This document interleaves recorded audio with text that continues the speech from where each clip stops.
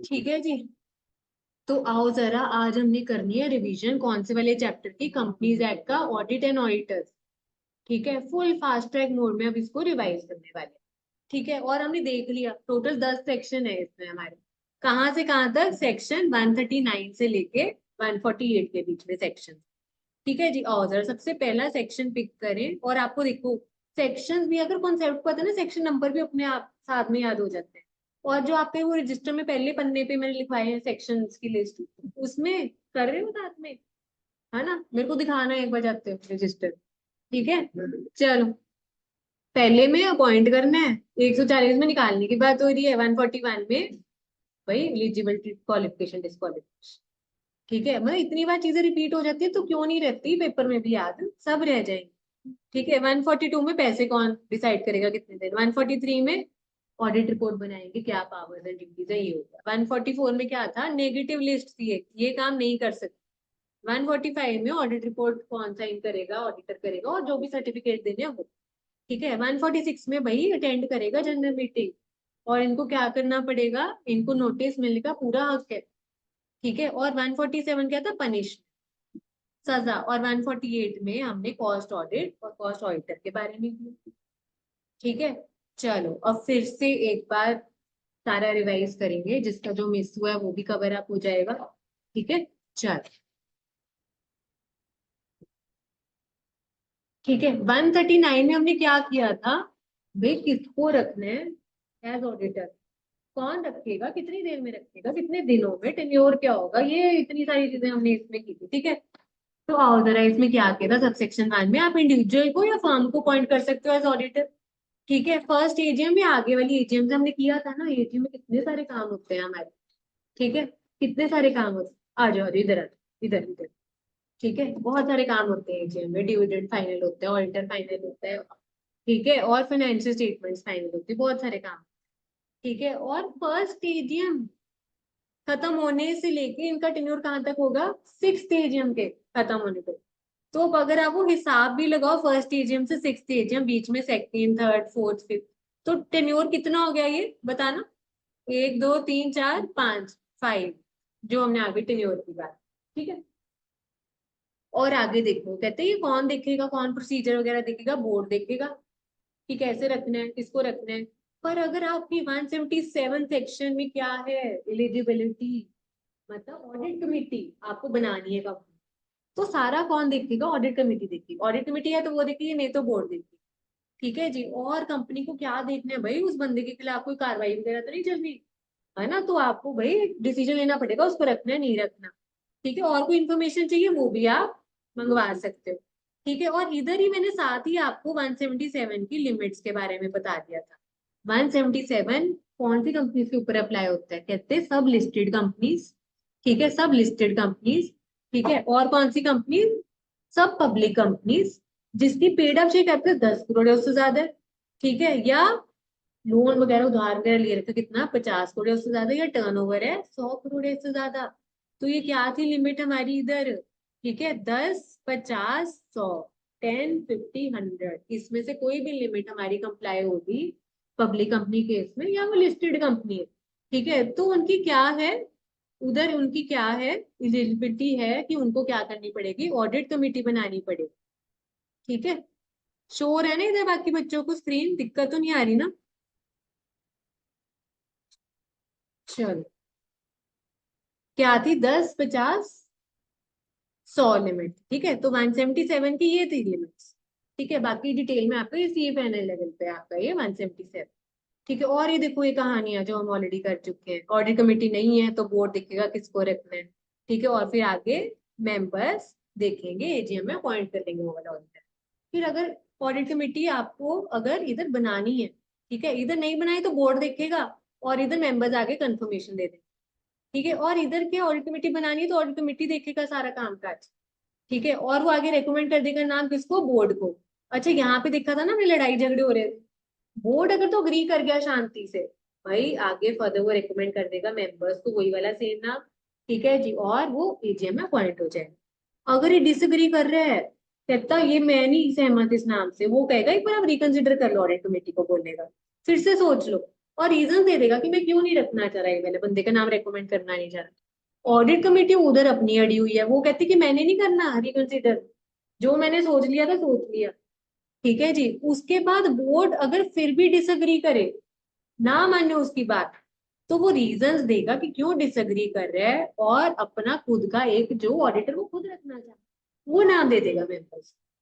पर अगर उसके मना करने के बावजूद भी बोर्ड अगर फिर चलो हार के वो मान जाता, तो वही वाला नाम आगे वो मेंबर्स को दे देगा, वो अपॉइंट कर देंगे। सिंपल, ये कहानी सी चल रही है, वही चीज ऑडिट कमेटी है तो वो करेगी, अगर नहीं है तो आगे बोर्ड और आगे मेंबर्स, यही वाली चेन चल रही है। ठीक है, आगे चलो जी। फिर हमने इधर क्या किया था भाई, अगर आप पॉइंट आपने सोच लिया जिसको रखना है, आप उससे क्या लोगे, एक रिटर्न सहमति ले लो कि वो बनना भी जा रहे हैं कि नहीं कंपनी का ऑडिटर, और एक सर्टिफिकेट लोगे आप। सर्टिफिकेट में क्या होगा, हाँ ये सर्टिफिकेट में क्या होगा, वो बोलेगा, वो सर्टिफाई करके देगा कि भाई अगर आप मेरे को रख रहे हो ना, सारी कंडीशंस फुलफिल हो रही है, किससे रिलेटेड, भाई 141 में वो डिस्क्वालीफाइड नहीं है, वो जो सब सेक्शन 3 में हमने किया, और जो उसकी अपॉइंटमेंट आप करना चाह रहे हो वो एक्ट की सब टर्म्स एंड कंडीशन सब कायदे कानून फॉलो करते हैं, और जो भी लिमिट्स है उसको कंप्लाई करते हैं। जैसे हमने 20 लिमिट्स पर पार्टनर वाली की थी वहां ना 141(3) में। और जो भी पेंडिंग कार्रवाई चल रही है उस ऑडिटर के खिलाफ, वो उसका पूरा डिस्क्लोजर देगा, और वो मतलब सर्टिफाई करेगा कि मैंने सब चीजें बता दी हैं अगर है मेरे खिलाफ चले। और दूसरा बताएगा, सर्टिफाई करेगा कि 141 में जो एलिजिबिलिटी क्राइटेरिया दिया हो कि कौन बन सकता है ऑडिटर, सीए है ना, तो वो एलिजिबल है कर। ठीक है, फिर आगे देखो क्या बोला होएगा। भाई आपने जब अपॉइंट कर लिया उसको बता दो कि हमने आपको अपॉइंट कर लिया, उसकी सहमति मिल गई थी, सीसी 2C मिल गए थे ना, सहमति, कंसेंट और सर्टिफिकेट। उसके बाद आपने अपॉइंट कर लिया, आप बता दो ऑडिटर को भी, और किसको बताना पड़ेगा, रजिस्ट्रार को। कितनी देर में, 15 दिन के अंदर अंदर, जिस मीटिंग में आपने उसको अपॉइंट किया है, फॉर्म ADT 1, फॉर्म नंबर 1, 15 दिन के अंदर अंदर आपको बताना। ठीक है, उसके बाद भाई हमने कुछ ही छुटपुट सी चीजें की थी जो कुछ पुरानी हमारी अप्लाई हो रही थी।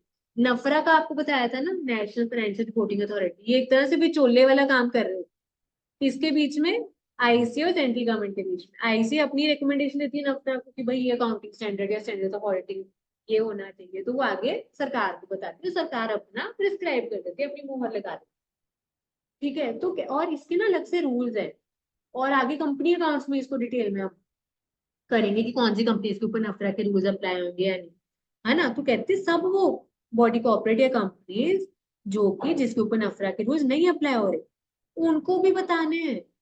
भाई नफरा को भी आपको बताना है, आरओसी को भी बताओगे, कंपनी को आरओसी को भी बताना होगा, नफरा को भी बताना होगा कि आपने ऑडिटर अपॉइंट कर लिया, और किसको अपॉइंट किया वो बताओगे आप कितनी देर के अंदर, 30 दिन के अंदर अंदर, जब नफरा रूल्स आए।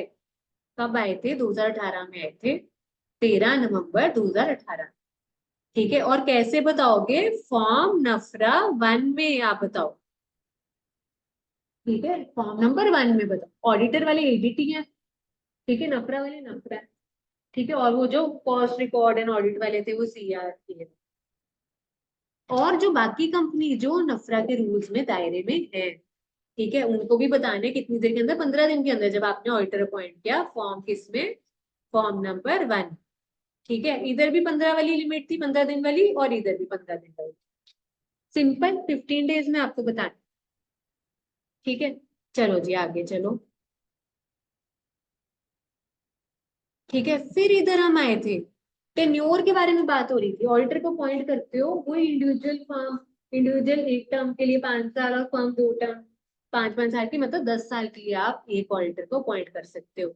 ये किसके ऊपर एप्लीकेबल नहीं था, छुटपुट कंपनी, 1 पर्सन कंपनी और स्मॉल कंपनीज के केस में ये एप्लीकेबल नहीं, छुटपुट कंपनीज के केस में नहीं। किस कंपनी के केस में एप्लीकेबल थी, इसकी लिमिट उसकी तरह सिमिलर थी, 177 में क्या थी, 10 50 100 थी, इधर क्या है, 10 50 50 है इधर। एक तो वही लिस्टेड कंपनीज, और कहते कुछ प्रिस्क्राइब की हुई है कंपनी, सरकार ने नोटिफाई की, कौन सी है ये कंपनीज, एक तो अनलिस्टेड पब्लिक कंपनीज, ऊपर लिस्टेड में कवर होगी, पर जो बची रहेगी कौन सी, अनलिस्टेड पब्लिक कंपनी, उनकी अगर paid up share capital 10 crore है उससे ज्यादा है, या प्राइवेट कंपनी जिनकी शेयर कैपिटल 50 करोड़ है उससे ज्यादा। ठीक है, या वो कंपनीज जिनकी बारे में ऊपर बात हो रही है ना, इनसे कम है उनकी लिमिट, जैसे अनलिस्टेड पब्लिक कंपनी की इससे कम है, प्राइवेट की इससे कम है, पर उन्होंने जो बैंक से या कुछ फाइनेंशियल इंस्टीट्यूट से क्या ले रखा है, कुछ लोन उधार वगैरह ले रखा है या डिपॉजिट्स वगैरह है, वो कितना है, 50 करोड़ या उससे ज्यादा। बेशक पेड अप शेयर कैपिटल कम होगी, लिमिट नहीं हो रही कंप्लाई, पर जो उधार ले रखा है वो किससे एक्सीड होगी, 50 करोड़ या उससे ज्यादा। तो आपके ऊपर ये टेन्योर वाली लिमिट अप्लाई होगी। ठीक है, ये जो 139 वाली टेन्योर वाली चीज कर, ठीक है जी। और इधर क्या था, इधर आपको बताया था इनकी टेन्योर क्या थी। इनको अगर इंडिविजुअल अपॉइंट करना है ऑडिटर, तो एक टर्म से ज्यादा नहीं अपॉइंट कर सकते, 1 term of 5 consecutive years, consecutive मतलब लगातार। ठीक है, और फर्म आप 2 टर्म से ज्यादा नहीं आप अपॉइंट कर सकते, 2 टर्म्स ऑफ 5 कंसेक्टिव मतलब मैक्सिमम ये 10 ईयर्स का टर्म इनका टोटल। ठीक है, एक ये किया था। फिर और आगे हमने क्या किया था, इधर कुछ चीजें हमने की थी। ठीक है, क्या की थी, कुछ कूलिंग पीरियड का किया था। कूलिंग पीरियड याद है आपको क्या था, रेस्ट करने वाला पीरियड। क्या था ये रेस्ट करने वाला पीरियड, बिल्कुल। अगर क्या उस कब करना है रेस्ट, कब करना है कूलिंग पीरियड, टेन्योर खत्म हो गया, अब आप आराम करो। लॉ कह रहा है आप आराम करो ऑडिटर, कितनी देर के लिए।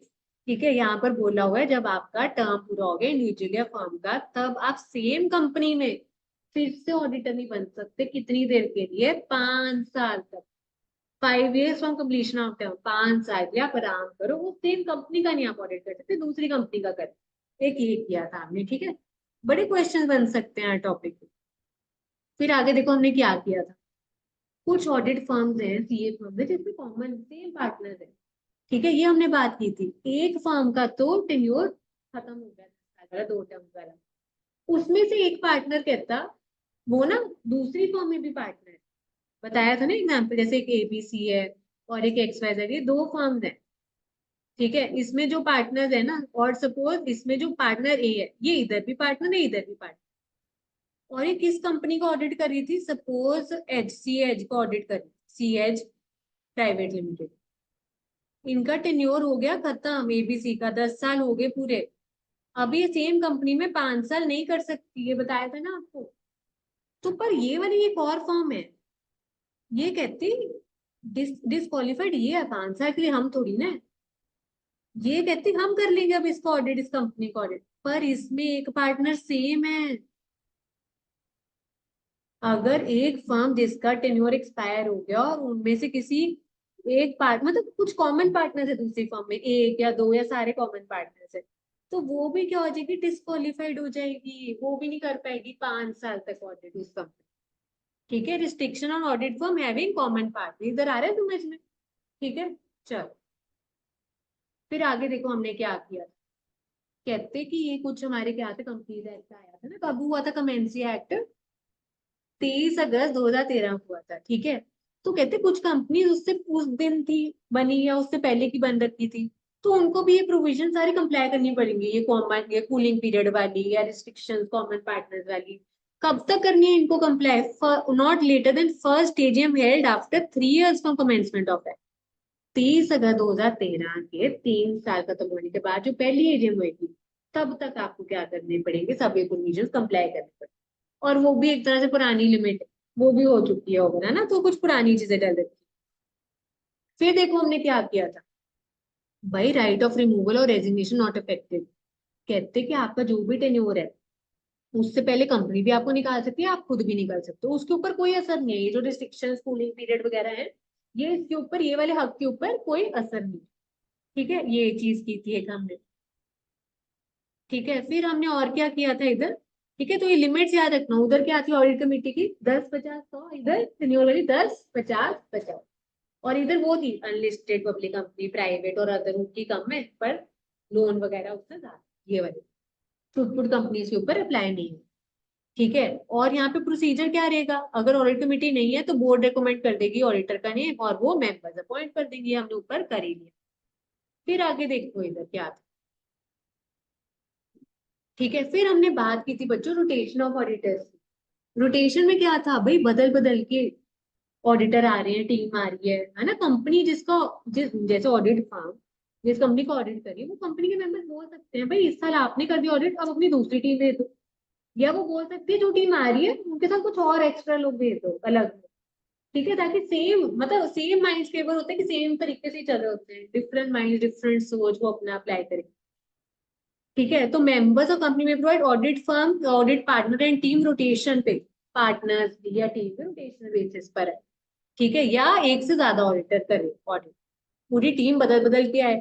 ठीक है, या इस क्वार्टर में एक टीम ने कर दिया दूसरे क्वार्टर में या ऐसे, या कोई और साथ में आ जाए। ठीक है जी, और कैसे करोगे रोटेट आप, वो कैसे डिसाइड होगा, अगर तो आप क्या नहीं कर रहे, ऑडिट कमेटी आपको नहीं बनानी, तो बोर्ड बताएगी कैसे करना है। और उस दौरान कौन सा ऑडिटर आएगा, जब आप रोटेशन करना चाहते हो, जो पहले करवा रहे थे जिससे, अब किसी और से कराना है या साथ में किसी और को लेके आना है, वो कौन करेगा डिसाइड। ऑडिट कमेटी नहीं बनानी 177 में एप्लीकेबिलिटी नहीं है तो बोर्ड बताएगा, और वो मेंबर्स उसको अपॉइंट कर देंगे। ऑडिट कमेटी अगर आपको बनानी एलिजिबिलिटी है तो ऑडिट कमेटी नाम रिकमेंड करेगी बोर्ड को, और आगे वही मेंबर्स वो अपॉइंट कर लेंगे। सिंपल। ठीक है, देन हमने क्या किया था यहाँ पर बच्चों, कहते हैं इंडिविजुअल या ऑडिट फर्म। ठीक है, अगर 30 अगस्त 2013 से पहले वो किसी कंपनी को ऑडिट कर रहे थे, वो वाला टाइम पीरियड भी काउंट होगा टेन्योर में, ये नहीं कि वो कैंसिल आउट हो जाए। तो वो वाला भी हमने कंसीडर करना है पीरियड कैलकुलेट करने। और कहते हैं अगर कोई पार्टनर नया आ रहा है, ऑडिटर, इनकमिंग ऑडिटर, कोई नया ऑडिटर अगर आ रहा है और कोई जा रहा है, जो आ रहा है और जा रहा है उनका कोई रिश्ता नाता नहीं होना चाहिए, उसको क्या बोला होता, तो वो एलिजिबल नहीं होगा। ठीक है, not eligible if associated with outgoing auditor, कोई रिश्ता नाता नहीं होना चाहिए सेम नेटवर्क ऑडिट फर्म, मतलब कुछ फर्म्स जिसका आप क्या कर रहे हो, सेम ब्रांड नेम या ट्रेड नेम में उसके साथ काम कर रहे हो बाहर, जो बंदा आ रहा है और जो गया सेम नाम से उनका काम धंधा चल रहा है बाहर, तो वो डिस्क्वालिफाइड हो जाएगा, वो नहीं बन पाएगा। या उनका कुछ कॉमन कंट्रोल है, किसी और फर्म में मिल के वो काम चला रहे हैं, वहां पे उनका पूरा कंट्रोल है उसके ऊपर, या उतना जो भी उसमें डाल रखी है चीजें। ठीक है, तो ये आप डिस्क्वालिफाइड हो जाओगे। देन हमने क्या किया था, ब्रेक इन टर्म। ठीक है, आपका 5 साल का टेन्योर है, उसमें आपने कुछ ब्रेक लिया है, कुछ आपने वो पीरियड टूट गया, वो वाला कंजेक्यूटिव वाली चीज टूट गई, तो उसको क्या बोल देंगे कि ब्रेक लग गया उनके टर्म। ठीक है जी, और फिर आगे हमने ये भी चीज कर ली थी पहले, अगर जो पार्टनर है सीए फर्म का, ठीक है जी, बहुत सारे पार्टनर्स हो सकते हैं ना सीए फर्म में, अगर कोई ऐसा पार्टनर है जो इंचार्ज है ऑडिट फर्म का, ठीक है, और वो क्या कर रहे हैं, जिस कंपनी को ऑडिट कर रहे हैं उसकी उसकी बैलेंस शीट वगैरह फाइनेंशियल स्टेटमेंट सर्टिफाई भी वो कर रहे हैं। ठीक है, और वो क्या हो गया, रिटायर हो गया फ्रॉम ऑडिट फर्म, उसका मतलब टेन्योर खत्म हो गया। ठीक है जी, और उसने अब क्या करना है, दूसरी ऑडिट फर्म करना चाह रहा है ज्वाइन। ठीक है, तो वो भी एलिजिबल हो जाएगी अपॉइंटमेंट 5 इयर्स की। ये वही वाला है कॉमन पार्टनर्स वाला जो ऊपर करके आए हैं। ठीक है जी, और देखो क्या आता है यहाँ पर, कहते कंपनी अपॉइंट जॉइंट ऑडिटर्स, कहते एक से ज्यादा ऑडिटर भी अपॉइंट कर सकते हो, जैसे एक इंडिविजुअल कर लिया, एक फर्म कर लिया, दो कर लिया ना, ये चीजें आपको रोटेशन ऐसे करनी है कि ये ना हो कि किसी एक टाइम पे कोई ऑडिटर ही ना हो, उस हिसाब से रोटेशन करनी है कि हर टाइम पे कोई ना कोई बंदा हो ऑडिटर वहां पर। ठीक है, ये किया था। देन बच्चों फिर हमने इधर क्या किया था, ये रिस्ट्रिक्शन वगैरह पढ़ने के बाद हमने शुरू किया था कि पहला ऑडिटर अगर अपॉइंट करना है, कौन करेगा, कितनी देर में करेगा। याद है आपको ऐसी लिमिट, सरकारी कंपनी है नॉन सरकारी कंपनी के इसमें क्या थी लिमिट, बता सकते हो। और जहां पे सरकारी कंपनी का नाम आएगा वहां पे कौन से बंदे का नाम आ जाएगा, सीएजी क्या है, controller and auditor general of India, सरकारी ऑडिटर की बात होगी। कहते हैं सरकारी कंपनी के इसमें, या कोई भी और कंपनी जिसका कंट्रोल सरकार के ऊपर है ना, सरकार का है उसके ऊपर कंट्रोल, तो वहां पर कौन करेगा, 60-30-60 वाली लिमिट्स थी। ठीक है, कैच कर देगा जब कंपनी बनी है, वो नहीं करेगा तो बोर्ड कर देगा अगले 30 दिन में, वो नहीं कर पाया तो मेंबर्स को बता देगा, तो मेंबर्स फटाफट ईजीएम एक्स्ट्राऑर्डिनरी फटाफट से मीटिंग बुला के फर्स्ट ऑडिटर अपॉइंट कर देंगे, 60-30-60। ठीक है, मम्मी पापा और बीच में बच्चे। ठीक है, मतलब बड़े लोग बीच में और बीच में छोटा बच्चा, 60-30-60 ऐसे याद हो जाए। और इधर आपको बताया था नॉन गवर्नमेंट कंपनी के केस में क्या हो जाएगा, है ना, कैग तो होता नहीं, सरकारी कंपनी में होता है, तो यहाँ पे कहानी शुरू होगी बोर्ड से। ठीक है, और इधर क्या हो जाएगा, 30 दिन वाली लिमिट से स्टार्ट हो जाएगा। ठीक है, 30 दिन वाली लिमिट से स्टार्ट हो जाएगा, बोर्ड ने रख दिया बहुत अच्छी बात है, बोर्ड ने ना रखा, ऑडिटर अपॉइंट ना किया, तो मेंबर्स कर लेंगे अगले 90 दिन के अंदर अंदर। और ये इधर 30 थी, 90 कैसी थी इन दोनों का टोटल। 60 30 60 39, ठीक है, आ रहे समझ में इधर? तो ये किया था। और फिर इधर मैंने आपको क्या बताया था, ये जो क्या है, ये तो थे फर्स्ट ऑडिटर, इसके बाद वाले ऑडिटर्स कौन अपॉइंट करेगा? सरकारी कंपनी के केस में कहते कैग ही करेगा, 180 दिन के अंदर अंदर करना होगा, वही जो हम कॉस्ट ऑडिटर वाली 180 वाली लिमिट थी ना, यहाँ पर आ गई 180 दिन के अंदर अंदर कैग अपॉइंट करेगा आगे वाले ऑडिटर्स, ठीक है जी। और hold official conclusion of AGM, अगली एजीएम खत्म होने तक वो ऑफिस में रहेगा और वहां पे पता चलेगा अगला ऑडिटर कौन है, वो कैग डिसाइड करेगा मेंबर्स। हाँ जी, ये समझ आया, चलिए आगे फिर हम। ठीक है, और ये जो पहला ऑडिटर था, ये आपको क्वेश्चन भी करवाया था, ये कब तक होल्ड करके रखते हो ऑफिस? हाँ, जब तक फर्स्ट एजीएम हो जाए, इसका टेन्योर फर्स्ट एजीएम तक होता है, उसके बाद आगे ये ऑडिटर्स का पता चलता है फिर हमारे को। ठीक है जी, ये हो गया। फिर आओ जी आगे हम कहाँ चलते हैं, 139 में ना, तो ये हमारे कुछ पेजेस रिपीट हुए थे, ये मैं रिप्लेस कर दूंगी, आपको ना प्रिंट्स दे दूंगी। हाँ, फिर हम करे थे casual vacancy, casual vacancy seat खाली होगी ऑडिटर की, क्यों, किस वजह से? भाई या उसकी डेथ होगी, या वो डिस्क्वालिफाइड हो गया 141 में, ठीक है, या उसने रिजाइन दे दिया, तो भाई सीट भरनी तो पड़ेगी ना, सरकारी कंपनी केस में कैग भर देगा सीट 30 दिन के अंदर अंदर, ठीक है जी। और फिर अगर कैग ने ना भरा तो बोर्ड भर देगा अगले 30 दिन में, कैग बोर्ड, मतलब 30 दिन और 30 दिन वाली लिमिट हमारी इधर हो जाएगी, ठीक है। और बाकी अदर देन गवर्नमेंट कंपनी के केस में क्या हो जाएगा, बोर्ड फिल करेगा 30 दिन के अंदर अंदर। रेजिग्नेशन के केस में कौन नया पॉइंट, क्या था रेजिग्नेशन के केस में और नया पॉइंट, कि भाई बोर्ड फिल करेगा 30 दिन के अंदर अंदर, पर साथ ही आपको एक मीटिंग बुलानी पड़ेगी मेंबर्स की, ठीक है, जिसमें आपको क्या करना पड़ेगा, उनसे अप्रूवल लेना पड़ेगा। मीटिंग कितनी देर के अंदर बुलानी पड़ेगी, 3 महीने के अंदर। वो लिमिट बताना, फर्स्ट ऑडिटर 60 30 60, उधर 39, सब्सिक्वेंट ऑडिटर उधर 180 गवर्नमेंट कंपनी केस में। और इधर कैजुअल वैकेंसी में क्या है, गवर्नमेंट कंपनी केस में 30 30, और इधर भी 30 है, और इधर रेजिग्नेशन केस में 30 और 3 मंथ्स वाली लिमिट, ठीक है। फिर हमने यहाँ पर इधर बात की रीअपॉइंटमेंट ऑफ रिटायरिंग ऑडिटर, ठीक है, जिस बंदे की यहाँ पर रिअपॉइंटमेंट ऑफ रिटायरिंग ऑडिटर, अभी कौन सा बंदा रिटायरिंग ऑडिटर, कौन सा, अगर मैं बोल दूं रिटायर्ड ऑडिटर मतलब उसका टेन्योर खत्म हो गया, रिटायरिंग मतलब अभी उसका टेन्योर चल रहा है, ठीक है। हर एजीएम में ना अप्रूवल मतलब कंफर्म करते हैं कि इसी से करवाना ऑडिटर, ठीक है, इसको हटाने या किसी और से करवाना है ना, रीअपॉइंटमेंट ऑफ रिटायरिंग ऑडिटर। तो हो सकता है वो क्या है, डिस्क्वालिफाइड नहीं है रीअपॉइंटमेंट को, ठीक है जी। तो कब कौन से केसेस में इसको फिर से रीअपॉइंट किया जाएगा अगले साल का ऑडिट करवाने के लिए, एक तो वो भाई डिस्क्वालिफाइड नहीं है, जो हमने डिस्क्वालिफिकेशन, और ना ही इसने खुद कुछ लिख के दिया, क्या चीज, किस चीज का नोटिस इसने दिया लिख के, इसने क्या नहीं दिया कुछ, कि मैं नहीं होना चाह रहा पॉइंट।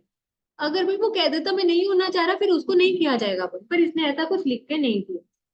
और कोई ऐसा स्पेशल रेजोल्यूशन भी नहीं पास हुआ कंपनी के द्वारा, स्पेशल रेजोल्यूशन वही मतलब वोटेड एडवाइस मेंबर्स को बुला के मीटिंग में, और स्पेशल रेजोल्यूशन बताया था ना जिसमें कम से कम 75% वोटिंग थी, ओवर ऑर्डिनरी रेजोल्यूशन क्या था, मेजोरिटी 50%, मोर देन 50%। ना ही कंपनी ने कोई डिसीजन लिया, एसआर पास किया किसी और ऑडिटर को अपॉइंट करने के लिए, इसको निकालने, समझ आया? अगर इसमें से कुछ भी नहीं है, तो वही वाले ऑडिटर हो तो के अपना ऑडिट करो अगले साल का, ठीक है। और अगर जॉन सी एजेंट में कोई भी ऑडिटर को अपॉइंट नहीं किया, रीअपॉइंट नहीं किया, तो जो ऑलरेडी चल रहा है उसी से आप करवा, समझ आया इधर? ठीक है, ये चीज थी हमारी। और आगे देखो इधर क्या था, ठीक है। और फिर आगे हमने लास्ट में इधर क्या किया था, ऑडिट कमेटी जहां पे भी है ना अपॉइंटेड, ठीक है, आप एलिजिबल हो कंपनी 177 में, तो जो भी अपॉइंटमेंट है कैजुअल वैकेंसी, आपको उनकी सलाह के साथ चलना है। वो किया था ना chairman audit committee board member, तो वो चीज। और कहते हैं अपॉइंटमेंट वाले प्रोविजन सारे रीअपॉइंटमेंट में भी लग जाएंगे, फिर से जब बंदे को अपॉइंट करें। और फर्म में एलएलपी भी इंक्लूडेड होगी, ये किया था।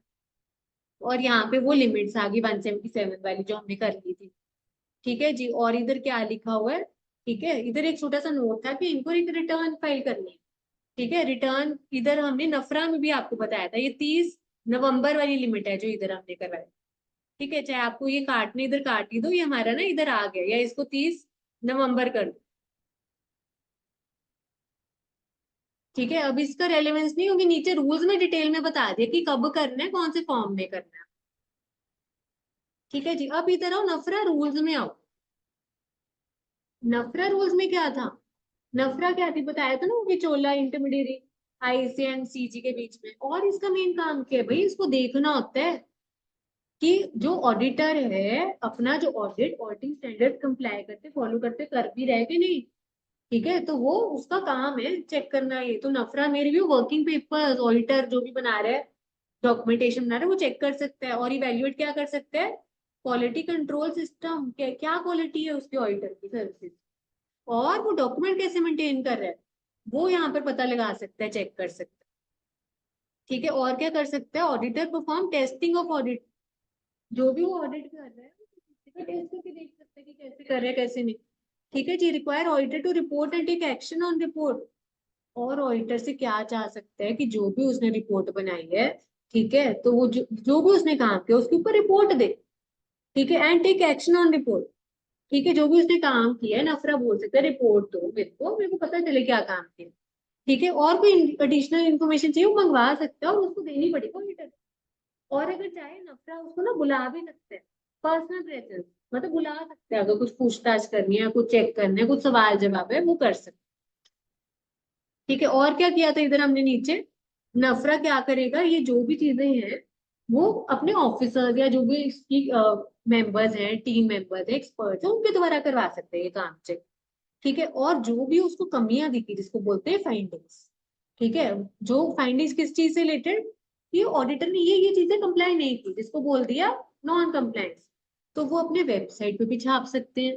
ठीक है, और भाई वेबसाइट पे वो तब नहीं छापेगा अगर वो पब्लिक के फायदे के बारे में सोचना है हमने तो।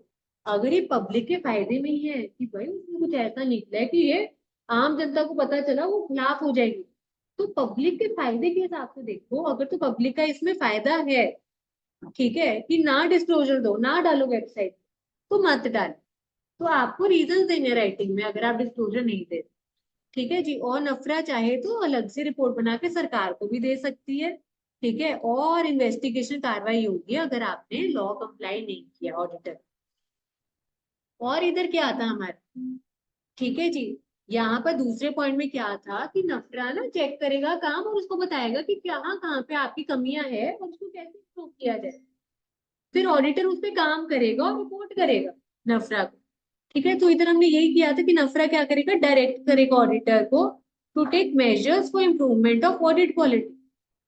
ठीक है, उसका काम चेक करके बताएगा कि आपकी कमी है, इसको कैसे इम्प्रूव करोगे। ठीक है, ऑडिटर क्या करेगा, shall make required improvements and send report to NFRA. वो जो उसने सुझाव दिए हैं वो मानेगा, अप्लाई करेगा और रिपोर्ट देगा बना के।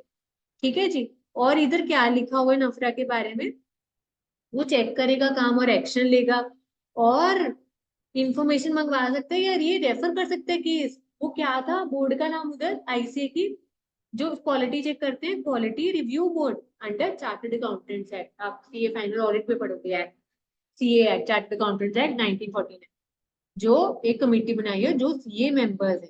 ठीक है, उनकी क्वालिटी क्या सर्विस की वो चेक की जाती है। ठीक है, तो वो भी एक केसेस हैंडल करता है, तो नफरा उनको भी दे सकता है आगे केस, या उनसे इंफॉर्मेशन मंगवा सकता है, और एक्सपर्ट्स की क्या ले सकता है, हेल्प ले सकता है। और यहाँ पर हर ऑडिटर को क्या करना होगा, एक रिटर्न भर के देनी है नफरा को। ठीक है, एक तो ऊपर देखा था ना कि कंपनी जब भी ऑडिटर अपॉइंट कर रही है नफरा को बताना है। ठीक है, और इधर क्या है, जो ऑडिटर है उसको रिटर्न भर के देनी है नफरा को। कब? 30 नवंबर, हर साल 30 नवंबर से पहले, फॉर्म नंबर 2। ऊपर फॉर्म नंबर 1 क्या था, कंपनी बता रही है जो ऑडिटर अपॉइंट हो गया। फॉर्म नंबर 2 में क्या, ऑडिटर रिटर्न भर के देगा। समझ आया इधर आपको? चलिए आगे। ठीक है जी,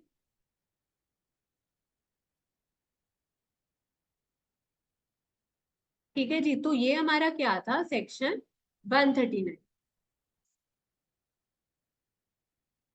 फिर आओ जी सेक्शन 140 पे चलते हैं। 140 में क्या था, निकालने की बातें होती है ऑडिटर। ठीक है जी, अब कहते ऑडिटर को हम निकाल सकते हैं उसके टेन्योर से पहले। ठीक है, उसके टेन्योर से पहले, उसकी टर्म से पहले, वही इंडिविजुअल 5 साल से पहले, हाँ वही 5 5 10 साल से पहले। ठीक है, तो पर यहाँ पर कौन इनिशिएट कर सकता है? ठीक है, कौन कर सकता है इनिशिएट? ठीक है, कुछ मेंबर्स मिलकर आएंगे, कुछ मेंबर्स इकट्ठे होकर आएंगे। ठीक है, और वो कंपनी को बोलेंगे कि भाई ऑडिटर जो है ना इसको निकाल दो। ठीक है, वो स्पेशल नोटिस देंगे। ठीक है, और ये आपको बताया भी था स्पेशल नोटिस का मतलब क्या, आपको बताया था मैंने, लिखवाया भी था ये, है ना। ये क्या था स्पेशल नोटिस, मतलब मेंबर्स, वो मेंबर्स जिनके पास मिला के कितने हैं, कम से कम 1% ऑफ टोटल वोटिंग पावर। ठीक है, या वो मेंबर जिनकी paid up share capital in terms of value अगर देखिए 5 लाख है उससे कम। ठीक है, तो ये लोग मिलके क्या दे सकते हैं, कंपनी को बोल सकते हैं कि क्या है, उसको क्या बोल सकते हैं, जब ये वाले मेंबर्स मिलके बोलते हैं कंपनी को, इसको बोलते हैं स्पेशल नोटिस। तो ये मेंबर्स इकट्ठे होके आए और इन्होंने स्पेशल नोटिस दिया कंपनी को। और क्या रिक्वेस्ट की, किस चीज के लिए स्पेशल नोटिस दिया, किस चीज के लिए इकट्ठे होकर आइए, ऑडिटर को निकाल दो भाई। ठीक है जी। और यहाँ पे फिर बोर्ड मीटिंग होएगी, बोर्ड और डायरेक्टर्स बैठेंगे, डिसाइड करेंगे कि निकालना है नहीं निकालना। और फिर अगर उनको लगा कि निकालना है तो वो सरकार की अब सहमति चाहिए, सरकार को अप्लाई करेंगे, एप्लीकेशन भरेंगे उनकी अप्रूवल लेने के लिए। ठीक है जी, और कहते कितनी देर में भरनी है application, with in 30 days of board meeting. जब आपने क्या कर दिया, या पासिंग ऑफ बोर्ड रेजोल्यूशन। ठीक है, फॉर्म नंबर 2। ठीक है, फॉर्म नंबर 2 समझ आया ना इधर आपको? इधर फॉर्म नंबर 2 भर के देना है आपको सरकार की सहमति लेने के लिए। कितने दिन में? 30 दिन के अंदर, जब आपने बोर्ड मीटिंग कर दी, या आपने बोर्ड मीटिंग में अपना board resolution, board decision, board का डिसीजन आ गया कि हमने ऑल्टर निकाला। ठीक है जी, अब जब आपको मिल जाएगी सहमति सरकार की, फिर आप आगे बढ़ सकते हो, है ना। फिर आप क्या कर सकते हो, एजीएम बुला सकते हो। ठीक है, special notice send for AGM for passing special resolution. अब सरकार की सहमति जैसे मिल जाएगी, अब आप एजीएम बुलाओगे। अब आप क्या करोगे, है ना, क्योंकि एजीएम में होता है ना ऑडिटर को रखना निकालना, वो सब चीजें तो वहां पर होगी। तो एजीएम बुलाई जाएगी कितनी देर के अंदर अंदर? ये देखो, इधर 30 days की लिमिट थी और इधर डबल हो गया कितना, इधर मल्टीप्लाई बाय 2 इधर हो गया 60 days। 60 days कब? जब सरकार की सहमति आ जाएगी, एजीएम बुला लो आप। ठीक है, और उसको निकालने से पहले क्या दो, उसको सुनो, reasonable opportunity of being heard दो। ठीक है, और उसके बाद अगर उसको निकालना है, कम से कम कितनी प्रतिशत वोटिंग चाहिए होगी, एसआर स्पेशल रेजोल्यूशन पास करना पड़ेगा, मतलब कम से कम 75% वोटिंग अगर इस डिसीजन के साथ आ गए तो वो निकाल दिया जाए, ऑडिटर शैल बी रिमूव। समझ आया इधर? ये किया, आ रहा है उधर समझ में? ठीक है, अब इधर सेकंड पार्ट में हमने क्या किया, ये तो था निकाल रही है कंपनी, भाई ये खुद भी निकल सकता है, ये भी पावर है इसके पास। तो अगर इसको निकलना है ना, इसको फॉर्म 3 भर के देना पड़ेगा, बिल्कुल सीक्वेंस में चल रहे हैं फॉर्म नंबर। ठीक है, फॉर्म नंबर 3 भर के देना पड़ेगा कब? जब इसने डिसाइड कर लिया, रिजाइन दे दिया कंपनी को। ठीक है, 30 दिन के अंदर जब उसने रिजाइन दे दिया, रेजिग्नेशन लेटर दे दिया कंपनी, तो इसको फॉर्म नंबर 3 भर के देना है यहाँ पर। ठीक है, जिसमें क्या लिखा होगा, रीजंस कि क्यों इसने रिजाइन दिया। ठीक है, अच्छा ये जो फॉर्म नंबर 3 किसको देगा ये? अगर तो सरकारी कंपनी है या वो कंपनी है जिसका कंट्रोल किसके ऊपर है, सरकार के ऊपर है, तो कंपनी को तो देना ही है भाई। कंपनी से रिजाइन कर रहे हो, और रजिस्ट्रार को तो हर चीज बतानी ही है ना, वो एमसी की वेबसाइट हमने देखा था। और सरकार है वहां पर, नाम आएगा कैग, सरकारी audit. Other than government company के केस में किसको देगा, सबमिट करेगा auditor, form number 3, company and registrar. समझ आया इधर, कंपनी एंड रजिस्ट्रार, ये चीज की थी।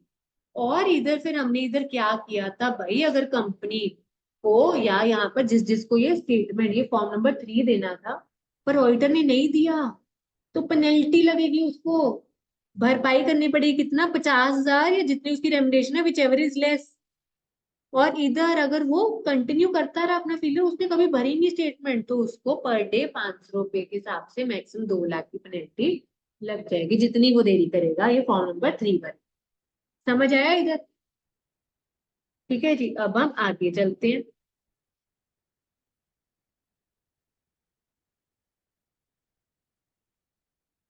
ठीक है जी, एक हमने ये किया था।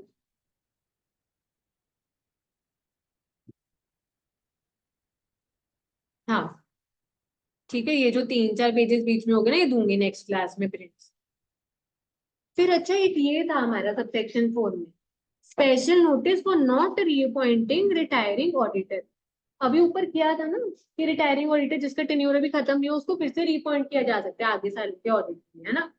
तो या तो उसको नहीं करना चाह रहे फिर से रीअपॉइंट, या उसकी जगह किसी और को करना चाह रहे, तो उसके लिए क्या ये प्रोसीजर रहेगा। कहते हैं अगर रिटायरिंग ऑडिटर ने अपना टेन्योर कंप्लीट नहीं किया, ठीक है जी, तो स्पेशल नोटिस की जरूरत होगी। अगर आप क्या करना चाह रहे हो, appointing as auditor a person other than retiring auditor, special notice वही वाले मेंबर ने दे सकते हैं और बोली कंपनी को कि भाई इस ऑडिटर से नहीं हमने करवाना, किसी और ऑडिटर से करवाना चाह रहे हैं। या वो क्या कह रहे हैं, भाई हम इसको नहीं रिअपॉइंट करना चाह रहे, बेशक उन्होंने नए ऑडिटर का नाम नहीं दिया, वो कह रहे हैं बस इससे नहीं करवाना हम, ठीक है जी, तो स्पेशल नोटिस की जरूरत होगी। और वो स्पेशल नोटिस की कॉपी रिटायरिंग ऑडिटर को भी देनी होगी। भाई जिसको निकालने की बात हो रही है उसको वो आप दोगे ना कि भाई ऐसे करके आया है तेरे खिलाफ नोटिस, या ऐसे करके वो निकाला जा सकता है। तो इस केस में आपको याद है हमने क्या किया था, क्या हक आ जाते हैं यहाँ पे। जो निकलना चाह मतलब निकलना चाह रहा है, जो कंपनी निकालना चाह रही है जिस ऑडिटर, उसके पास क्या हक आएगा ऑडिटर के पास, उसकी क्या सुनवाई नहीं होगी, वो अपनी नहीं बात रखेगा, है ना। Right of retiring auditor to make representation है, भाई उसको भी मौका दो अपनी बात रखने का सबके आगे। ऐसे ही नहीं आप निकाल सकते, स्ट्राइक आउट कर सकते किसी को, ठीक है जी। तो उसको मौका मिलेगा कि वो रिटर्न में भेज सकता है अपनी बात कंपनी को, ठीक है। और वो ज्यादा लंबी चौड़ी नॉन रीजनेबल है, और वो रिक्वेस्ट कर सकते हैं कंपनी को कि भाई ये जो मेरी बात है ना, प्लीज सब मेंबर्स तक बंटवा दो। क्योंकि अल्टीमेट डिसीजन कहाँ पे होगा, जब एजीएम बुलाई जाएगी। तो एजीएम पे आने से पहले सब मेंबर्स को वो बंटवा दो, वो ऑडिटर कह रहा है, ताकि मेरी बात में वो पढ़कर आए और अकॉर्डिंगली डिसीजन ले मीटिंग में। समझ आ रहा है ये चीज। और यहाँ पर क्या दिया हुआ है, right to make oral representation at AGM. AGM जब होएगी उसका बोलने का भी हक है, ये नहीं कि सिर्फ वो रिटर्न में भेज सकता है, बोल भी सकता है वहां पर, ये बोला, ठीक है। और क्या किया था हमने इधर, duties of company with respect to representation. अब कंपनी की क्या जिम्मेदारी है आपको याद है, हमने क्या किया था। वो रिटर्न में अगर भेजता है फिर कंपनी क्या करेगी, नोटिस के साथ वो अटैच करके भेज देगी, है ना। अच्छा कंपनी जब बुलावा भेजेगी ना, बुलावे को क्या बोलते हैं एजीएम का या मीटिंग का, नोटिस, इनविटेशन कार्ड या बुलावा। तो उसके उसमें ना एक तो लिखेगी कि ऑडिटर ने रिप्रेजेंटेशन दी है, और फिर उसके साथ वो कॉपी लगा देगी, ठीक है। कंपनी सेंड कॉपी और representation to every member to whom notice, जिसको बुलावा भेजा जा रहा है, इनविटेशन कार्ड भेजा जा रहा है, नोटिस भेजा जा रहा है, एक तो उसमें डाल दो कि ऑडिटर ने अपनी बात रखी है, रिप्रेजेंटेशन रखी है, उसकी कॉपी भी लगा दो साथ, सब मेंबर्स तक पहुंचा दो। कहते अगर ऐसा हुआ कि रिप्रेजेंटेशन की कॉपी ना पहुंच पाई मेंबर्स तक, वो इस कारण क्योंकि ऑडिटर ने लेट भेजी थी, उस गड़बड़ के कारण, लेट के कारण, देरी के कारण, या कंपनी किसे ही देरी होगी, कहते उस केस में क्या होगा आप बताओ। एजीएम से पहले जो नोटिस भेजा था उसके साथ नहीं भेज पाए, अब क्या होगी, एजीएम आ जाएगी, ठीक है। अब तो अल्टीमेटली वही बात रखनी पड़ेगी ना। तो अब कहते हो ऑडिटर के पास पूरा हक है, जो रिप्रेजेंटेशन वो भेज नहीं पाई कंपनी टाइमली, तो वो पढ़ के सुना दे वहां पर मेंबर्स, ठीक है। और ये कॉपी ऑफ रिप्रेजेंटेशन रजिस्ट्रार को भी हमने भेजनी है फाइल पे, ये लिखा हुआ। तो यहाँ पे अगर आप किसी रिटायरिंग ऑडिटर को नहीं रखना चाहते आगे के लिए, तो पर उसको पूरा हक देना पड़ेगा रिप्रेजेंटेशन, भेज दो सब मेंबर्स को, नहीं भेज पा रहे तो वो पढ़ के वहां सुना सकते, ये दिया हुआ बस इन। अच्छा कहते हैं जो ट्रिब्यूनल, आपको याद है ट्रिब्यूनल कोर्ट, क्या नाम था यहाँ पे, एनसीएलटी एनसीएलएटी, है ना, जैसे high court supreme court NCLT NCLAT, national company law tribunal, national company law एप्लीकेट tribunal. तो कहते हैं अगर कंपनी ने कोई एप्लीकेशन भर रखी है किसको, ट्रिब्यूनल को, या अग्रीव पर्सन जिसका नुकसान हुआ है, ठीक है, तो वो क्या कर सकते हैं, ट्रिब्यूनल के पास जा सकते हैं कि भाई ऐसे करके हमारा तो नुकसान हो गया, किसकी वजह से, वो जो ऑडिटर ने रिप्रेजेंटेशन रखी थी, बात रखी थी, उसके कारण लोग सफर कर रहे हैं, ठीक है। और ट्रिब्यूनल भी सेटिस्फाइड है कि भाई ये जो इसको हक दिया था ना ऑडिटर को कि तो अपनी बात रख, ये इसका गलत फायदा उठा रहा है, ये अपनी तरफ करने की कोशिश कर रहे हैं, कुछ ऐसा इसने लिख दिया इसके अंदर, right of making representation abuse bye auditor, मतलब गलत तरीका अपना रहा है अपनी तरफ करने का। तो फिर ऑर्डर दिया जा सकता है यहाँ पे, जो उसकी जो रिप्रेजेंटेशन थी, जो उसने बात रखनी थी, उसकी कॉपियां नहीं भेजी जाएंगी मेंबर्स के पास, और ना ही वो पढ़ के सुना पाए अगर किसी चीज का गलत फायदा है तो वो उसके ऊपर रोक लगा दी जाएगी। समझ आया आपको ये चीज? ये किया हमने। फिर आगे देखो जी क्या। फिर हमने अभी तक क्या किया था, कंपनी के पास ये हक है निकालने का या ऑडिटर के पास हक है निकलने का। फिर वो स्पेशल नोटिस की बात की है ना, रिटायरिंग ऑडिटर वाली बात की। अब यहाँ पे ट्रिब्यूनल के पास भी हक है, ऑर्डर दे सकते हैं कि ऑडिटर को चेंज करो। अभी कब, कौन से केस में? ट्रिब्यूनल चाहे खुद, जिसको सुओ मोटो बोल देते हैं, या सरकार के कहने पे, सरकार ने एप्लीकेशन दी है, ठीक है जी, या किसी और पर्सन के कहने पे। अगर तो सरकार ने कहा है और ट्रिब्यूनल सेटिस्फाइड है, तो ट्रिब्यूनल ऑर्डर दे सकता है। कितनी देर के अंदर अंदर ऑर्डर दे सकता है? 15 दिन के अंदर अंदर, जब उसको एप्लीकेशन मिली है। किससे? सरकार से। तो उसको ऑर्डर देना होगा 15 दिन के अंदर अंदर। किस चीज का ऑर्डर देगा वो? कि भाई ये वाले ऑडिटर से आगे मत करवाओ, आप चेंज कर लो ऑडिटर। तो सरकार चाहे तो वो खुद अपना कोई नया ऑडिटर रख सकता है। ठीक है, और बाकी केसेस में क्या लिखा हुआ है? इफ ट्रिब्यूनल सेटिस्फाइड कि भाई ये जो ऑडिटर काम कर रहे हैं, ऑडिट कर रहे हैं, वो भाई फ्रॉड किया है, इसमें फ्रॉडुलेंट तरीके से काम कर रहे हैं, हेरा फेरी कर रहे हैं वो, तो वहां पे ट्रिब्यूनल बोल सकते हैं इस ऑडिटर को चेंज कर दो। ठीक है जी, ये सब केसेस में क्या होगा? ट्रिब्यूनल सेटिस्फाइड है कि फ्रॉड किया जा रहा है, तो ऑर्डर दे देगा कि चेंज कर दो ऑडिटर। और इस ऑर्डर का रेपोकशन क्या होगा, कॉन्सिक्वेंस क्या होगा, रिजल्ट क्या होगा? भाई जो भी इंडिविजुअली ऑडिट फर्म थी जो ऑडिट कर रही थी, ठीक है जी, उनकी लाइबिलिटी कहाँ तक रहेगी सीमित?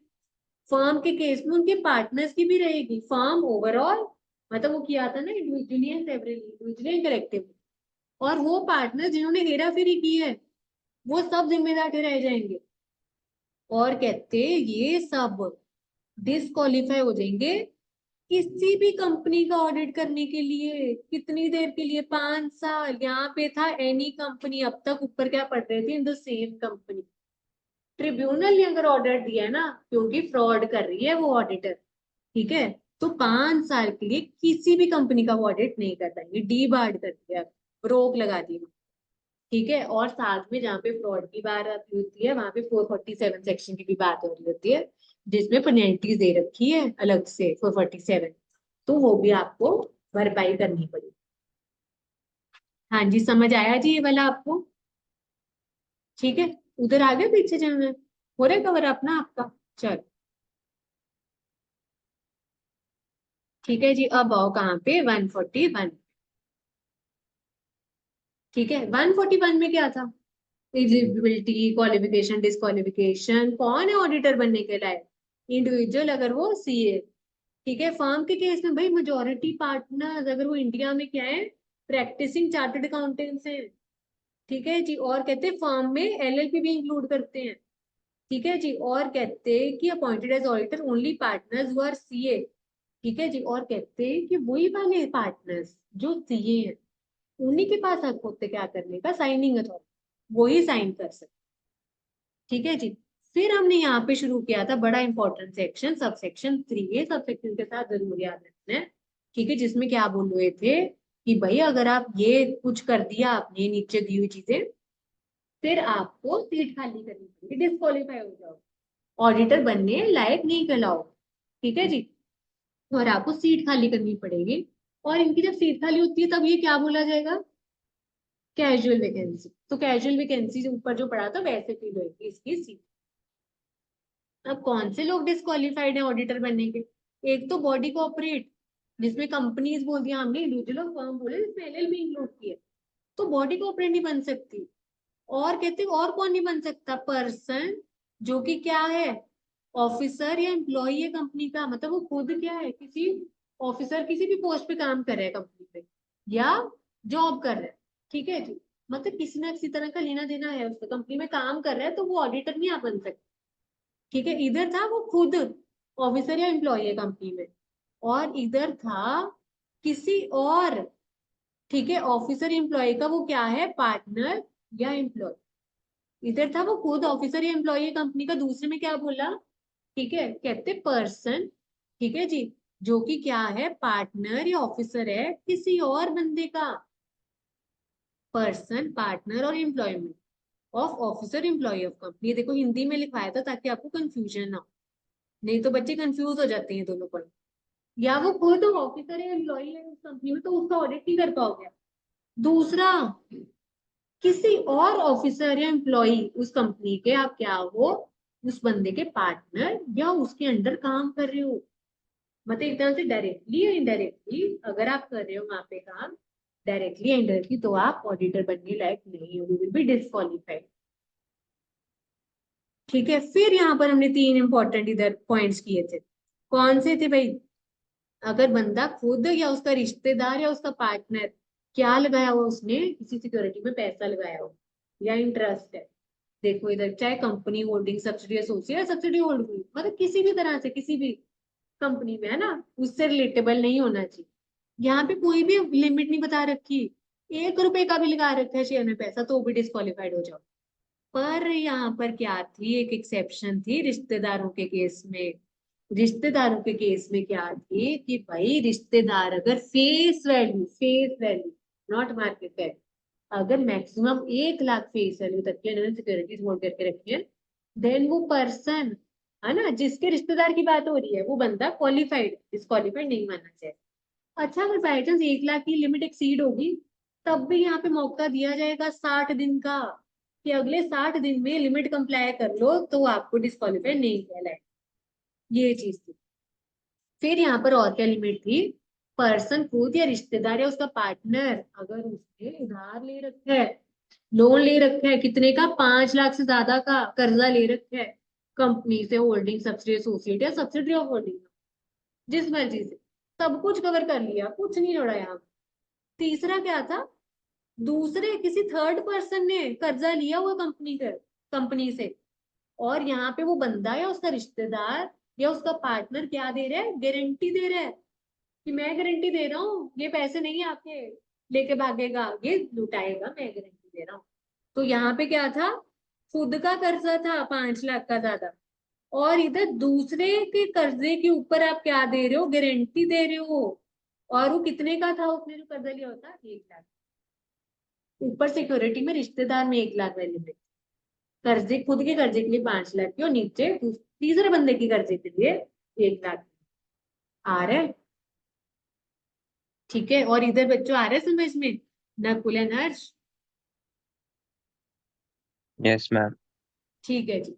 और इधर देखो, फिर हमने कहा था कि पर्सन या फर्म डायरेक्टली इनडायरेक्टली कोई भी उसका बिजनेस लिंक ना हो, बिजनेस रिलेशनशिप ना हो। ठीक है, company holding subsidy associate, subsidy of holding subsidy, मतलब इतने सब चीजें कवर कर ली, किसी भी तरह का बिजनेस लिंक या नाता ना हो।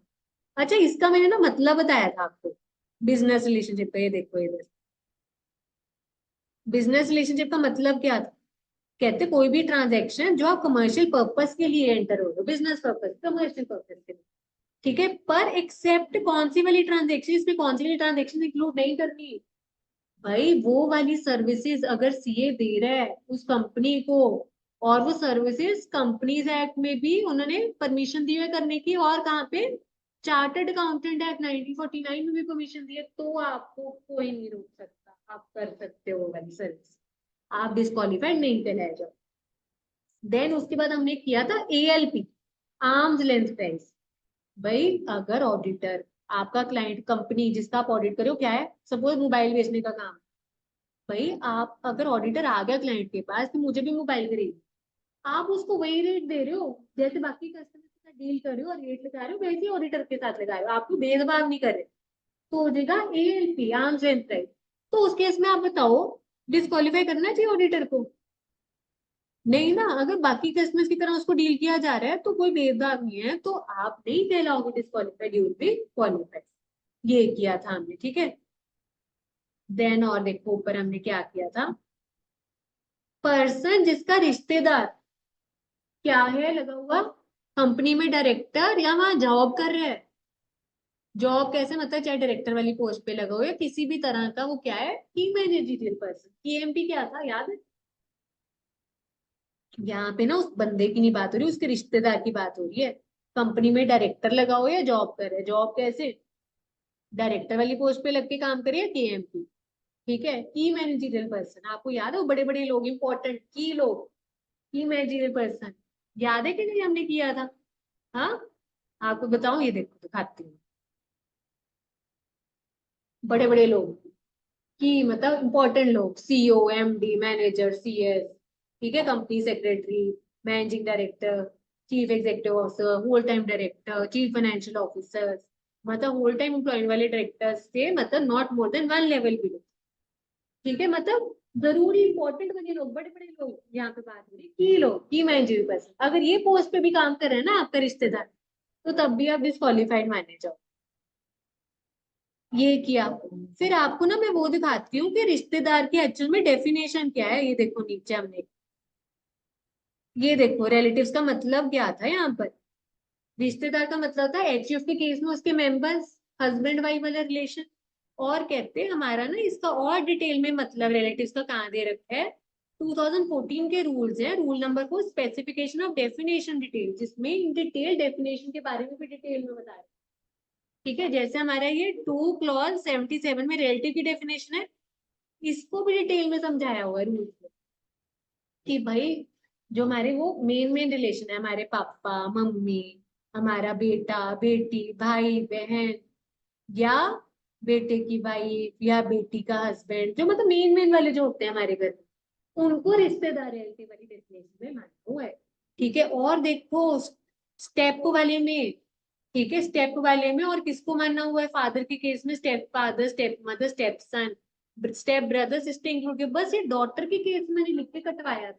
कई बार ऐसी क्वेश्चन आ जाता है, जो नहीं है ना उसी के बेस पे कई बार क्वेश्चन, इसलिए इसलिए लिख के कटवाती हूँ ताकि वो ध्यान दे कि डॉटर को छोड़ के बाकी सब में स्टेप, स्टेप वाले भी इंक्लूडेड है। हाँ, क्या क्या गलत तो है, पर अब वो यही है।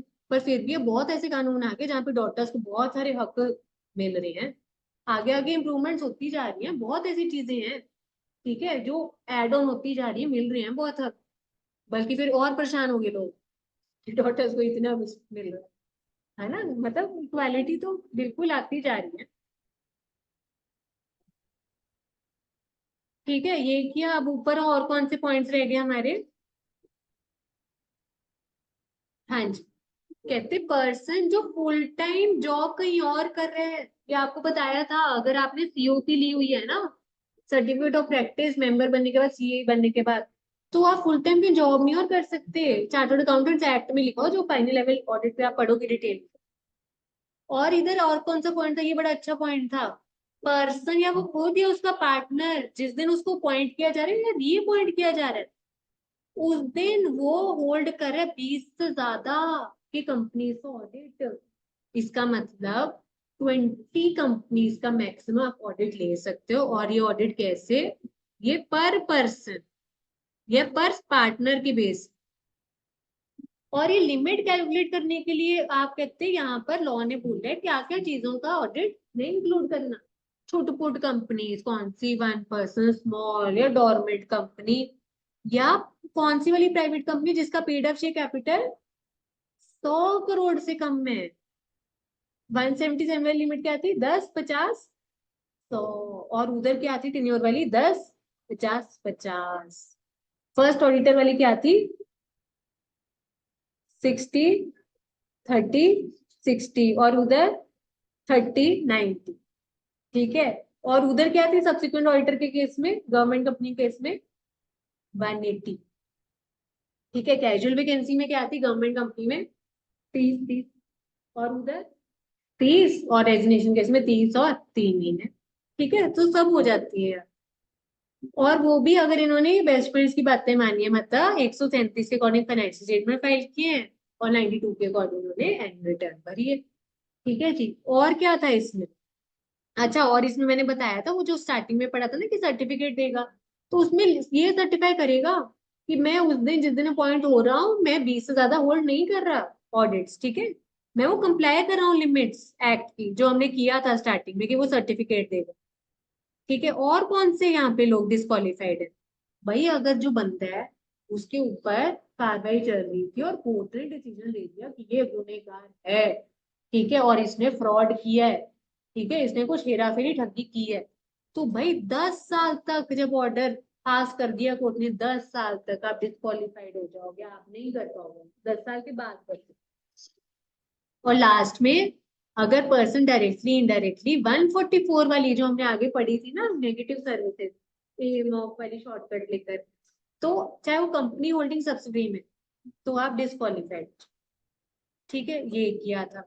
और इधर हमने इसके बाद क्या किया था कि भाई आपने अपॉइंट तो कर लिया 139 के साथ ऑडिटर, उसके बाद अगर ये कोई डिस्क्वालिफिकेशन इनकर हो जाती है, ठीक है जी, तो ऑडिटर को सीट खाली करनी पड़ेगी, अपनी विकेट करनी पड़ेगी, और उसको क्या माना जाएगा, कैजुअल वैकेंसी। और कैजुअल वैकेंसी फिर आप फिल करोगे जैसे हमने किया था 30 दिन वाला। हाँ जी, इधर आ गया समझ में? ठीक है जी।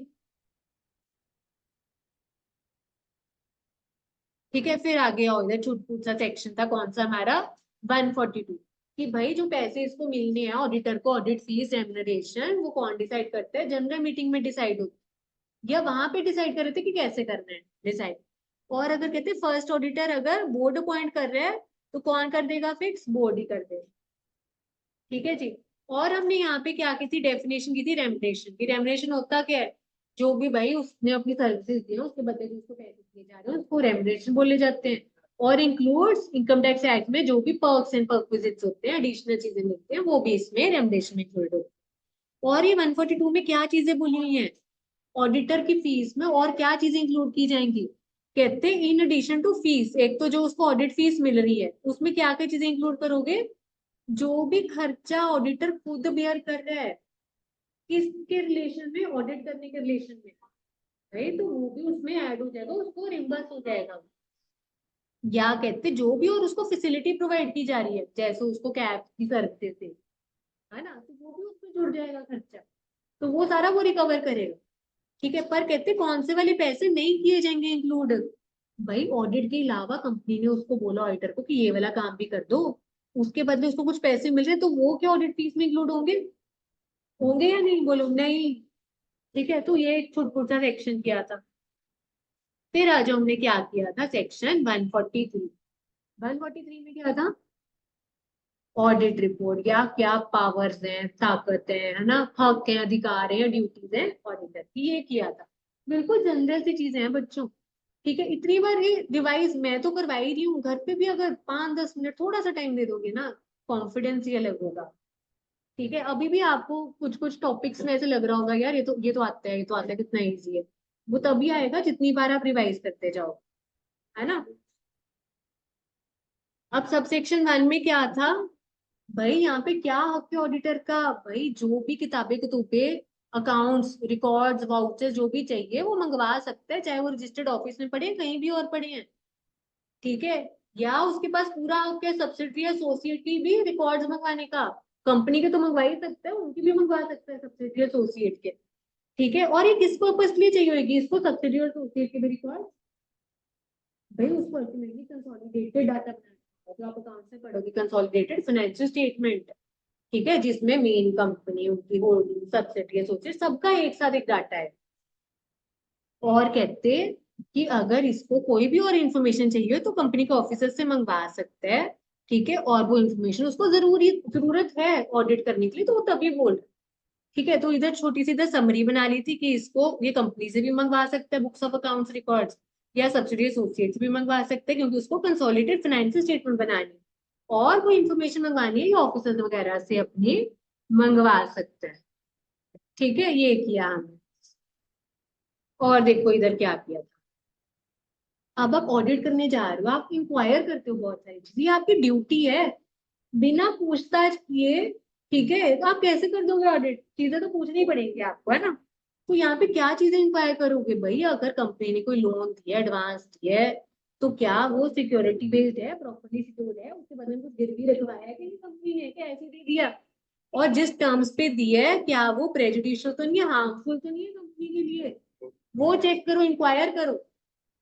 और अगर कोई लोन एडवांस है, कहीं आपने उसको डिपॉजिट वाली कैटेगरी में तो नहीं डाल दिया, तो वो देखो अकाउंटिंग हेड आपका सही है या नहीं।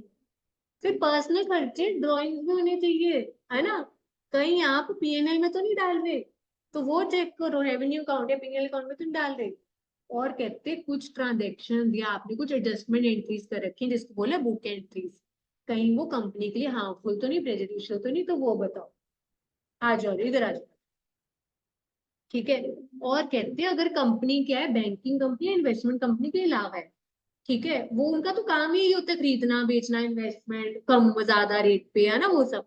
पर अगर कंपनी इनके अलावा कोई कंपनी है, इन्वेस्टमेंट या बैंकिंग कंपनी के अलावा, और ये अपनी सिक्योरिटीज क्या है बेच रही है, किस दाम पे, जिस पे खरीदा था वो कम दाम पे उससे बेच रही है, भाई तो आपको ये पता करना पड़ेगा कि ऐसा कुछ है कि आप कम दाम पे बेच रहे हो, तो क्यों बेच रहे हो, क्या ऐसा आ गया था कि आपको बेचना पड़ेगा कम पे। जो चीजें कुछ इंक्वायर करनी पड़ेंगी। और अगर आप शेयर्स अलॉट कर रहे हो कैश के बदले में, आपको कैश एक्चुअल में मिल भी रहा है कि नहीं, और आपने जो दिखाई हुई है अपनी किताबों में, एंट्रियां जो डाल रखी है, इंफॉर्मेशन डाल रखी है, क्या वो उससे मैच हो भी रही है कि नहीं। और अगर नहीं मिला कैश, तो आपने क्या सही दिखाया हुआ है अपने खातों में या अपनी फाइनेंशियल स्टेटमेंट में, तो ये इंक्वायर करना है। ठीक है जी, ये चीज होगी हमारी।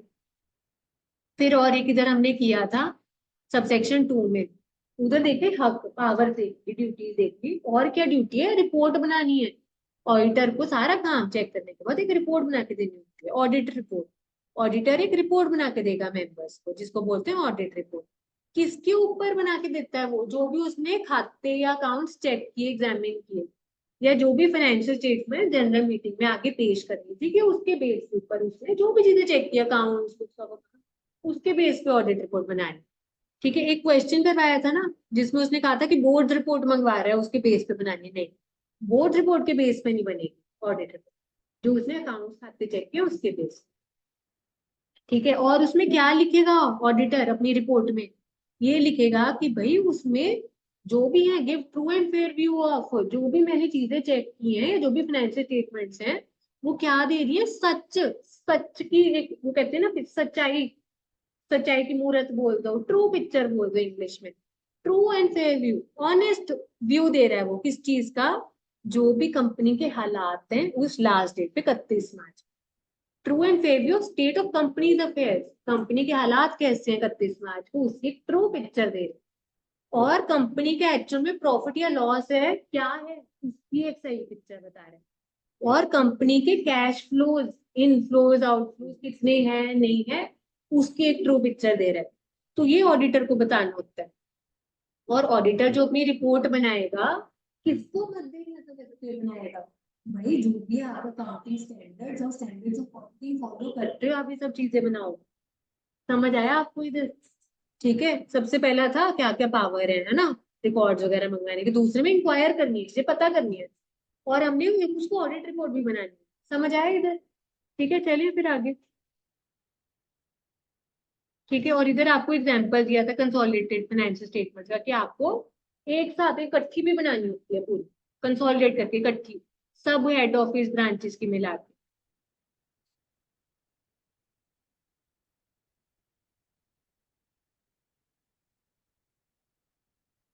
ठीक है, देन इधर सबसेक्शन 3 में आए थे हम। सबसेक्शन 3 भी मैंने आपको कहा था कि ये भी आपको क्या करना है, विद सबसेक्शन याद कर। ठीक है, ये स्पेसिफिकली आपका ऑडिट वाले सब्जेक्ट में, ये सब ये बहुत इंपॉर्टेंट होता है 143 सेक्शन स्पेसिफिकली आपका ऑडिट के पॉइंट ऑफ व्यू से, ऑडिट सब्जेक्ट के पॉइंट ऑफ व्यू से, है ना।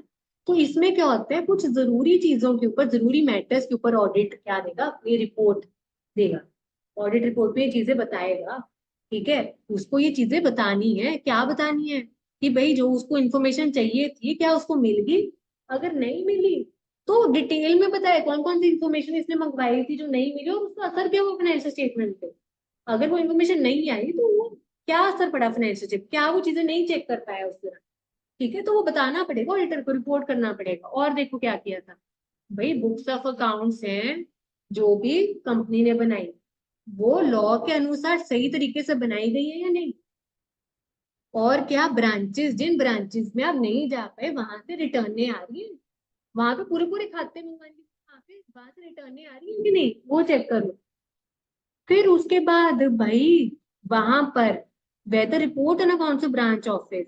ठीक है जी, अब वहां पे ब्रांच ऑफिस के जो रिकॉर्ड की जो रिपोर्ट बनी है, क्या वो भेजी जा रही है आपको।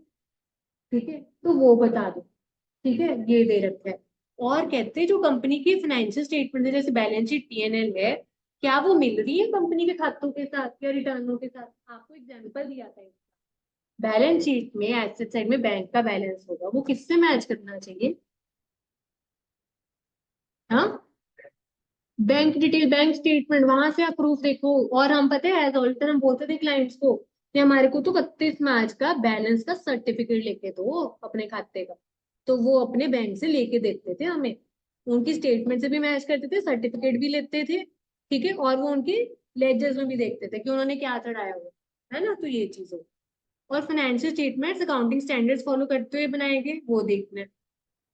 फिर हमने यहाँ पे क्या किया था भाई, जैसे हम यहाँ पे पढ़ रहे थे ना 141 सेक्शन 3 में डिस्क्वालिफिकेशन, तो ऐसे डायरेक्टर की डिस्क्वालिफिकेशन के बारे में भी आ गए।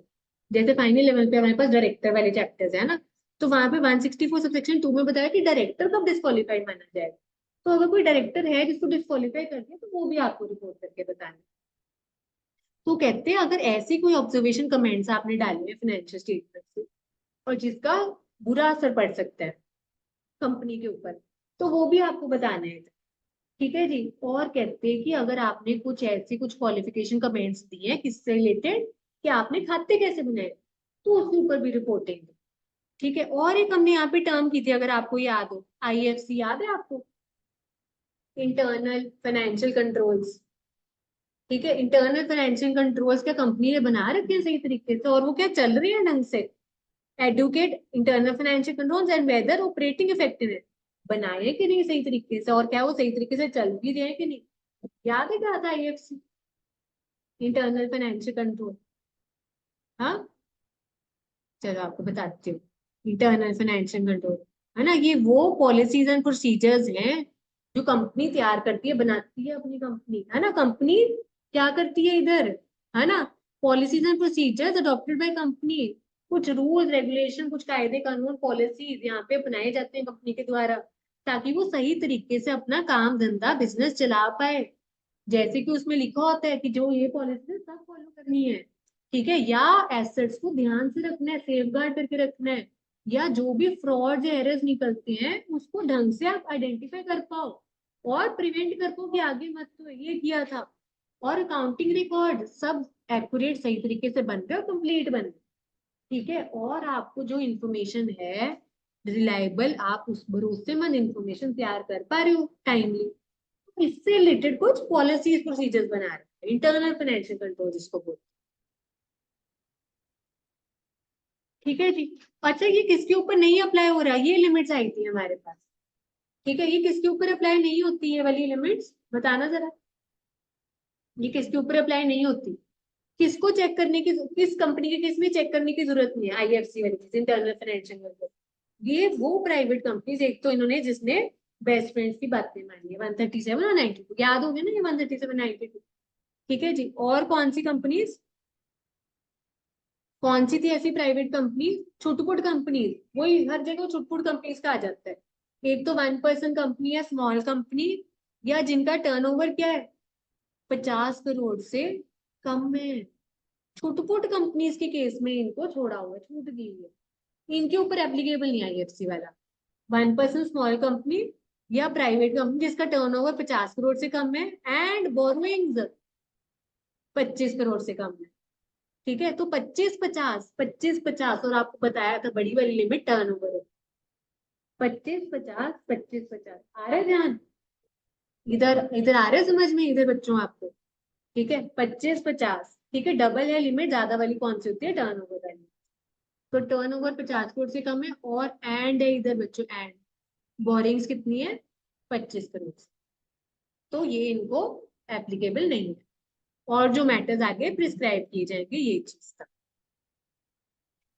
ठीक है। और इधर मैंने आपको समरी सी भी बना के दिखाई थी कि सारी इन्फॉर्मेशन मिल गई है, और ब्रांच से जो रिटर्न मंगवानी थी, ऑडिट रिपोर्ट की कॉपी है, जो भी एनुअल रिटर्न है ना, तो वो मंगवाई है या नहीं, फाइनेंशियल स्टेटमेंट्स है ना जो आपने है, बुक्स ऑफ अकाउंट सही तरीके से बने हैं या नहीं, अकाउंटिंग स्टैंडर्ड फॉलो किए हैं या नहीं, या जो भी ऑब्जर्वेशन कमेंट्स है रिमार्क्स है, इंटरनल फाइनेंशियल कंट्रोल्स फॉलो कर रहे हो या नहीं, या जो भी अगर डायरेक्टर डिस्क्वालिफाइड है तो उसकी भी रिपोर्टिंग करें।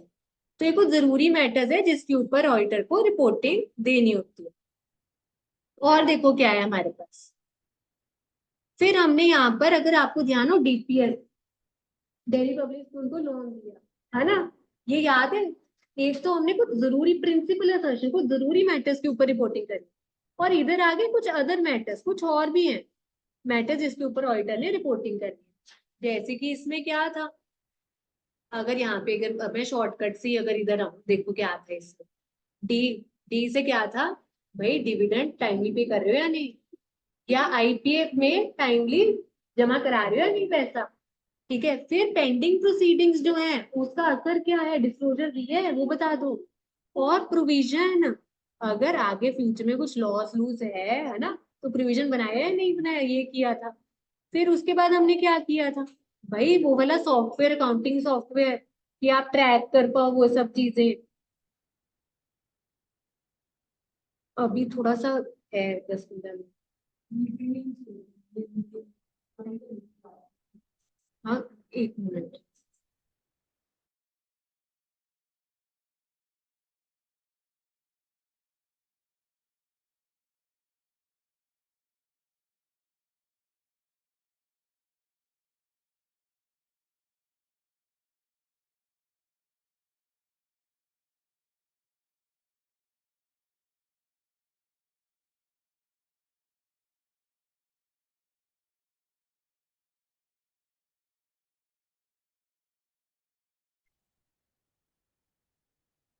हाँ जी, हम कहाँ पे थे फिर, अच्छा ये सॉफ्टवेयर वाली बात थी, फिर एल लोन दिया था, याद है, कंपनी बीच में डल के या किसी और को बीच में डाल के आगे इन्वेस्ट करवा रही थी पैसा बेनिफिशियरीज के लिए, है ना। तो इसको एक बार देखो क्या था, अगर चीजें याद हो ना और समझ आ जाती है, हर पेज पे फ्यू सेकंड्स लगते हैं, मिनट्स भी नहीं लगते फिर हमारे को।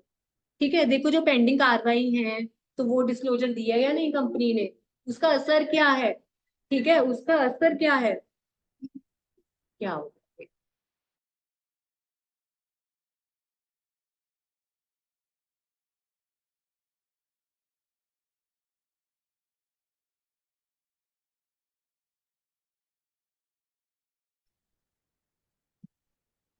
चलो जी आगे करें हम। मुझे तो है खत्म करवा दूं, खत्म करवा दूं।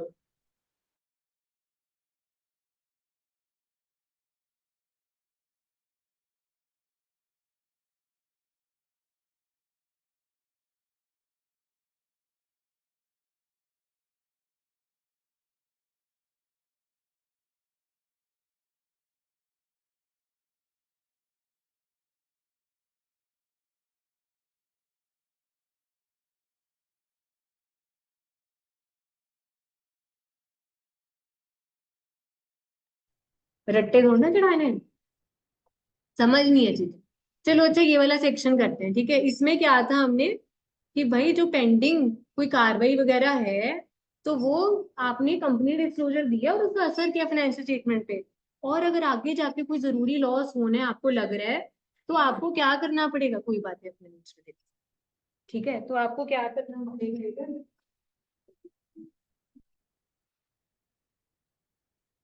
ठीक है जी, तो आपने कोई प्रोविजन बनाई है या नहीं वो बताना पड़ेगा। ठीक है, और उसके बाद भाई आईपीएफ फंड में डिले तो नहीं हुआ ट्रांसफर करने का, तो वो बताओ। डिविडेंड डिक्लेयर कर दिया, 30 दिन के अंदर अंदर पे कर दिया नहीं, वो बताओ। फिर भाई 2022 में क्या आई थी, हमारी नोटिफिकेशन आई थी कि जो भी आप अकाउंट।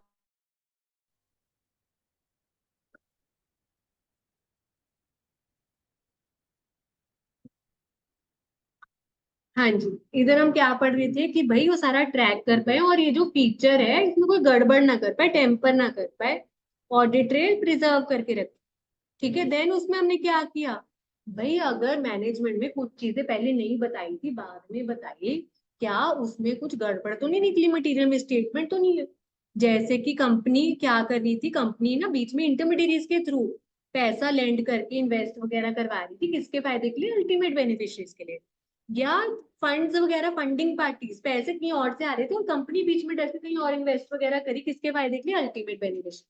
और ये जितनी भी पार्टीज हैं, intermediaries, funding parties, ultimate beneficiaries, ये कोई भी पर्सन या एंटिटी हो सकता है। ठीक है, और सबसेक्शन 4 में क्या लिखा हो, कहते हैं अगर कोई भी मैटर है जो भी ऑडिट रिपोर्ट में इंक्लूड किया गया, अगर आप उसका आंसर ऑडिटर नेगेटिव फॉर्म में कुछ क्वालिफाई कर रहा है ना, कुछ अलग दे रहा है जो लिखा हुआ है, तो आपको रीजन भी देना है साथ, ये चीज है। ठीक है जी, और देखो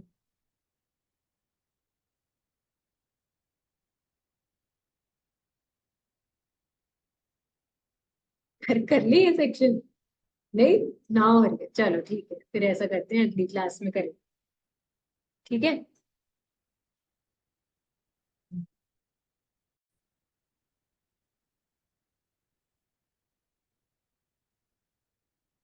ठीक है जी, आओ जरा।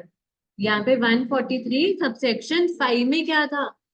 कुछ कैग से रिलेटेड थी ये चीजें यहाँ पर, अगर ध्यान हो। ठीक है। तो यहाँ पे कैग ना ऑडिटर को डायरेक्शन दे सकता है भाई, सरकारी कंपनी के केस में किस चीज से रिलेटेड यहाँ पर दे सकता है ऑर्डर, बताना जरा। कि भाई वो बता सकता है ऑडिट करना है तो कैसे करना है, किस तरह करना है, डायरेक्शन दे सकता है, पूरा यहाँ पर हक है उसके पास। ठीक है। और फिर ऑडिटर को अपनी ऑडिट रिपोर्ट की कॉपी भी सबमिट करनी पड़ेगी, और साथ में क्या, ये पेज 21 है। ठीक है।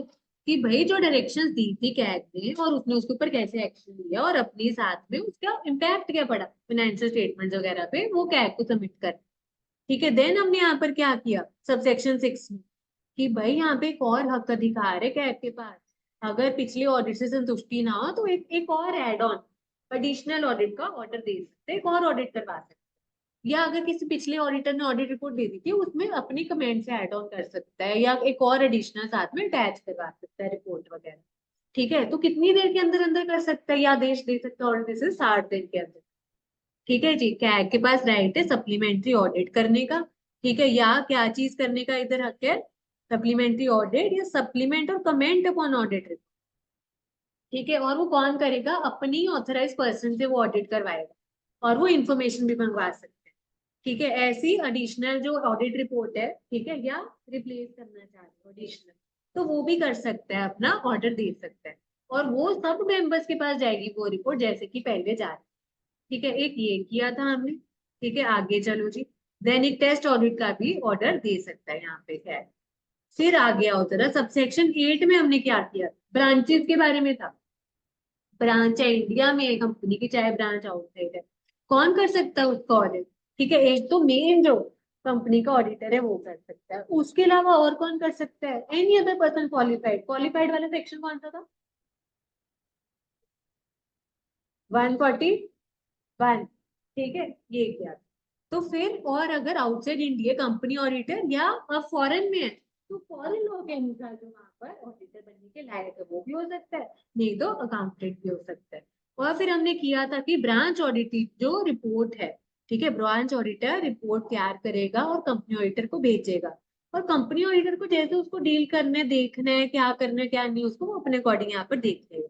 और जो भी हमने ड्यूटीज में पास और कंपनी ऑडिटर किया कहते हैं वो सबके ऊपर अप्लाई करेगा, चाहे वो कंपनी ऑडिटर है चाहे ब्रांच ऑडिटर, या आगे जाके हमने रिपोर्टिंग ऑफ फ्रॉड किया तो सब ऑडिटर्स के ऊपर वो चीज लगेगी। ठीक है। तो ये किया था।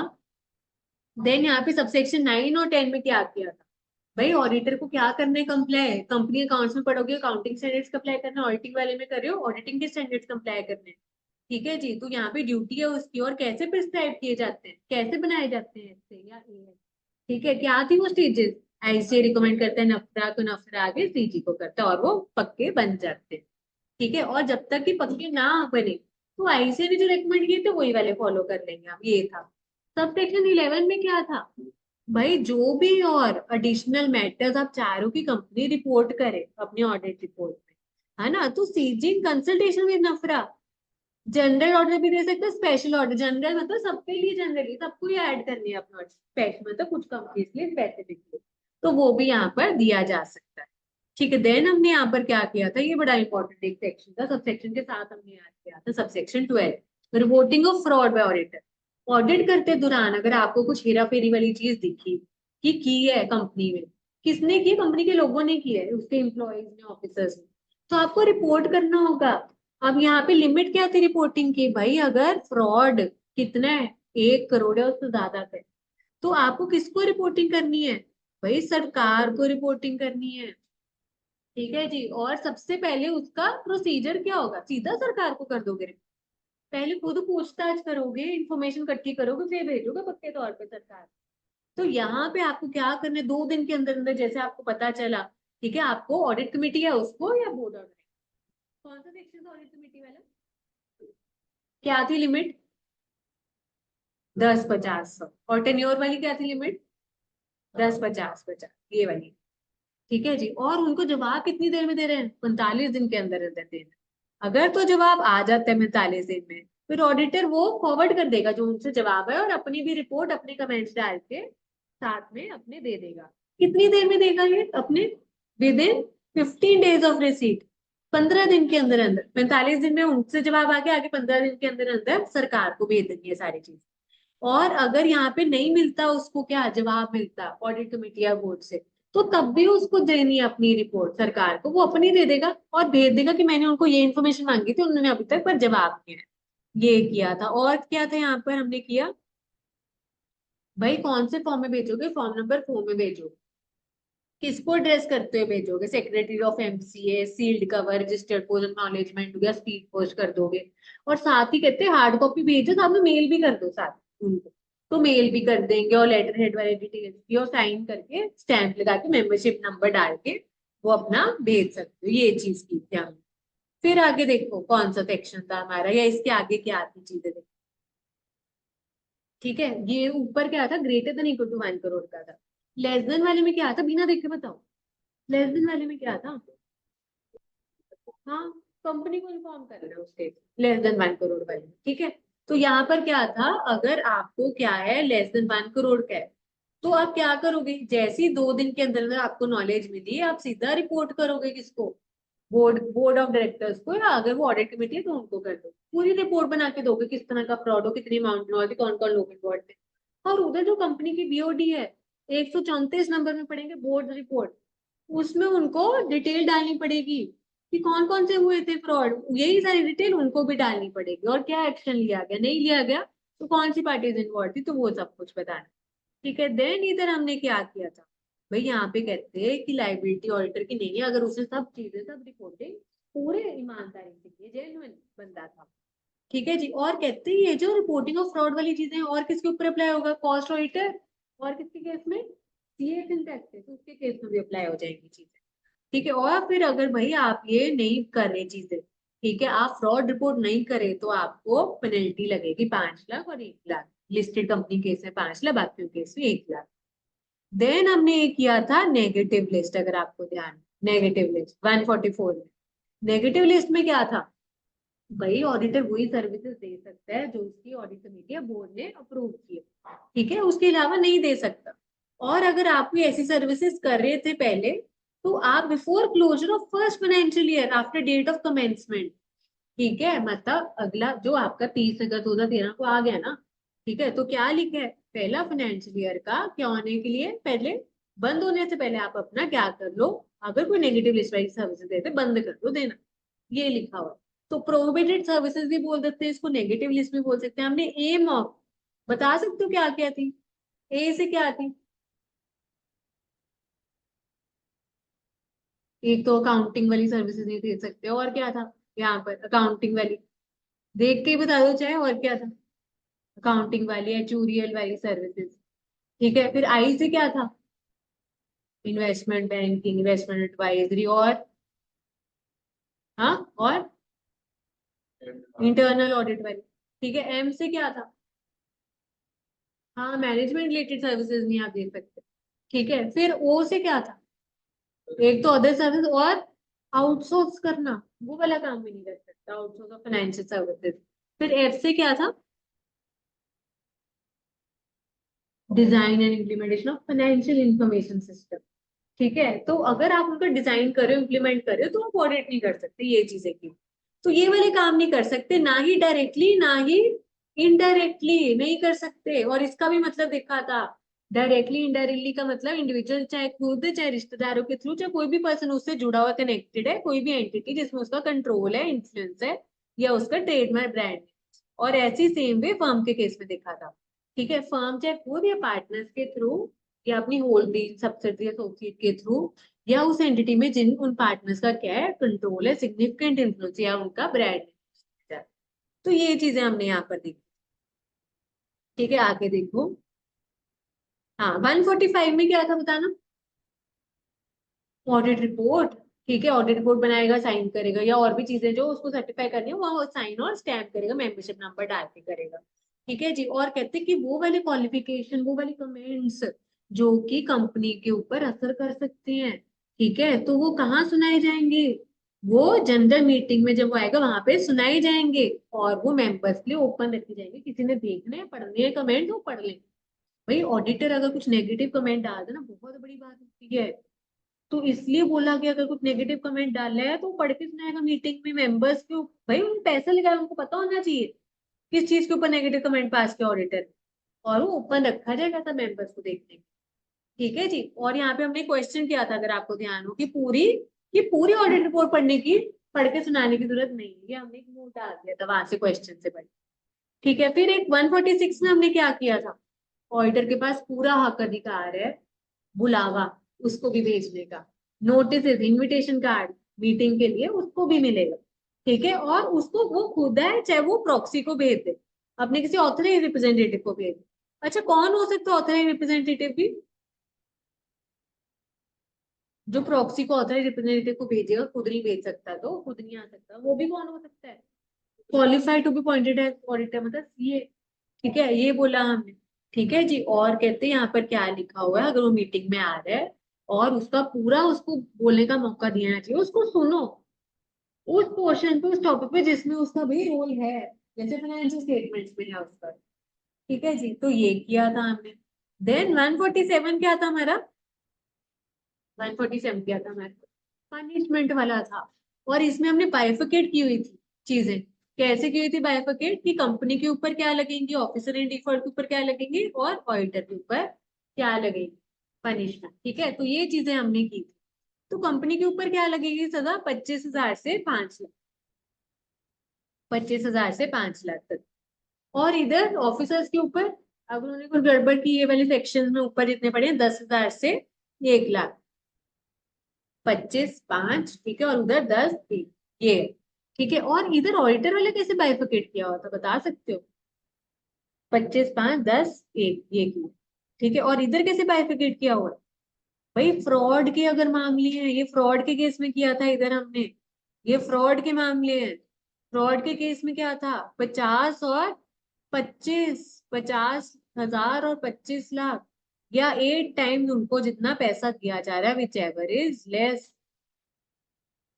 ठीक है। 50, 25 या 8 टाइम्स। और इधर क्या था अदर देन फ्रॉड वाले में क्या था? ठीक है।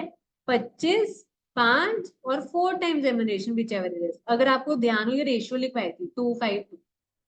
25 इधर 5 और इधर 4, मल्टीप्लाई बाय 2, इधर 5, इधर 2:5 की रेशियो, डबल, 5 गुना डबल। ठीक है। तो ये किया था। और फ्रॉड के केस में और कौन सा सेक्शन लगता होता है हमारा? हाँ, 447। ठीक है, जो आगे पढ़ेंगे प्रोस्पेक्टस। ठीक है जी। और इधर क्या था? भाई अगर हमने क्या किया है, ऑडिटर को गुनहगार साबित कर दिया, तो जो उसको फीस दी थी भाई वापस करो, रिफंड करो। ठीक है जी। और जो भी पार्टीज को नुकसान हुए वो भरपाई करो, डैमेजेस पे करो, किसी कंपनी को, सरकारी अथॉरिटी को, मेंबर क्रेडिटर, जिस भी पार्टी को नुकसान है वो भरपाई की जाएगी यहाँ पर। ठीक है जी। जो उसने स्टेटमेंट डाली है ऑडिट रिपोर्ट में जिसके कारण वो क्या हो गए, नुकसान पहुंचे किसी पार्टी को। और कहते हैं सरकार चाहे तो नोटिफाई कर सकती है कि फटाफट ऑडिटर के थ्रू क्या करना है, जो भी पार्टी को नुकसान हुआ है कि फटाफट उनके पैसे लुटाए जाए, भरपाई की जाए। तो कैसे कैसे कर सकते हैं, कैसे कर सकते हैं स्पीड अप काम, बताना। ये वाला काम स्पीड अप कैसे कर सकते? सरकार कैसे स्पीड अप कर सकती है ये वाला काम? यहाँ पे सरकार अपॉइंट कर दी कोई ऑफिसर या अथॉरिटी, या अलग से डिपार्टमेंट बना दिया, ऑफिसर अपॉइंट कर दिए कि तुम्हें क्या करना है, तुम्हारी रिस्पॉन्सिबिलिटी है ये इंश्योर करना कि सारे डैमेजेस या जो भी कंपनसेशन जिस पार्टी का नुकसान है उसको टाइमली पे कर। ठीक है। और वो सबकी रिपोर्ट बना के सरकार को दो कि किस पार्टी का नुकसान हुआ, उसको कब दिया पैसा, और आप ये रिपोर्ट बना के भी दे दो, वो वाले ऑफिसर सरकार को रिपोर्ट भी करे। ये किया था हमने। देन फिर सब सेक्शन 5 में क्या किया था भाई? कहते कोई भी गुनाह है, ठीक है, several and jointly liable partner, मतलब फर्म भी लायबल रहेगी, और जितने भी पार्टनर्स है इंडिविजुअली अपने अपने लिए भी और इकट्ठे भी फर्म के लिए भी वो लायबल है। पर कहते हैं अगर किसी गुनाह की आपको जेल की सजा हुई या कुछ भी हुई, तो वो जेल में फर्म जाएगी या वो पार्टनर जो गुनहगार ठहराया गया था जिसकी गलती थी वो जाएगा, बस ये लिखा होता है। ठीक है। देखिए टॉपिक इतना बार रिवाइज कर लेते हो ना, कॉन्सेप्ट क्लियर हो जाता है, बस हेडिंग से ही आ जाते हैं समझ, अंदर पढ़ने की जरूरत नहीं रहती, अंदर तो बस लिमिट्स वगैरह होती है ना, वो हम पढ़ते रहते हैं बार बार। ठीक है, आओ जरा फिर हमारा लास्ट सेक्शन क्या था, कॉस्ट ऑडिट के ऊपर। ठीक है, कॉस्ट ऑडिट जो आपको मैंने बताया था कि पहले कोई लिमिट नहीं थी, रिसेंटली लिमिट्स लग गई थी यहाँ पर। बता सकते हो क्या थी, कौन सी लिमिट थी यहाँ पर? अंदाजा बता दो, ये मत बताओ कौन सी किसके लिए थी, वैसे बता दो। रिवाइज नहीं कर रहे बिल्कुल भी, देखना टेस्ट रखने पड़ेंगे मेरे को फटाफट से। 35 करोड़ वाली लिमिट याद है, 35 करोड़ वाली की थी इसमें। ठीक है, अब इसमें क्या था भाई, जो कॉस्ट रिकॉर्ड्स मेंटेन करने, कौन सी कंपनीज को मेंटेन करने होंगे? सरकार नोटिफाई करेगी कंपनीज को जिनको क्या करने, कॉस्ट रिकॉर्ड्स मेंटेन करने हैं। ठीक है, मतलब जो कंपनीज कुछ गुड्स, स्पेसिफिक गुड्स या सर्विसेज प्रोवाइड कर रही होंगी, तो उनको अपने कॉस्ट रिकॉर्ड्स मेंटेन करने, मटेरियल, लेबर, जो भी कॉस्ट आइटम्स है।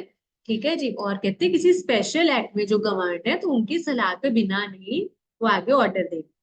फिर हमने किया कि रूल्स में बता रखे हैं ऐसी कौन सी कंपनीज है जिसको बनाने हैं। इधर तो बात क्या कर दी सरकार ने, बस खत्म कर दी बोल के कि जिसको सरकार बोलेगी, किसको बोलेगी अल्टीमेटली, ये आया था रूल्स।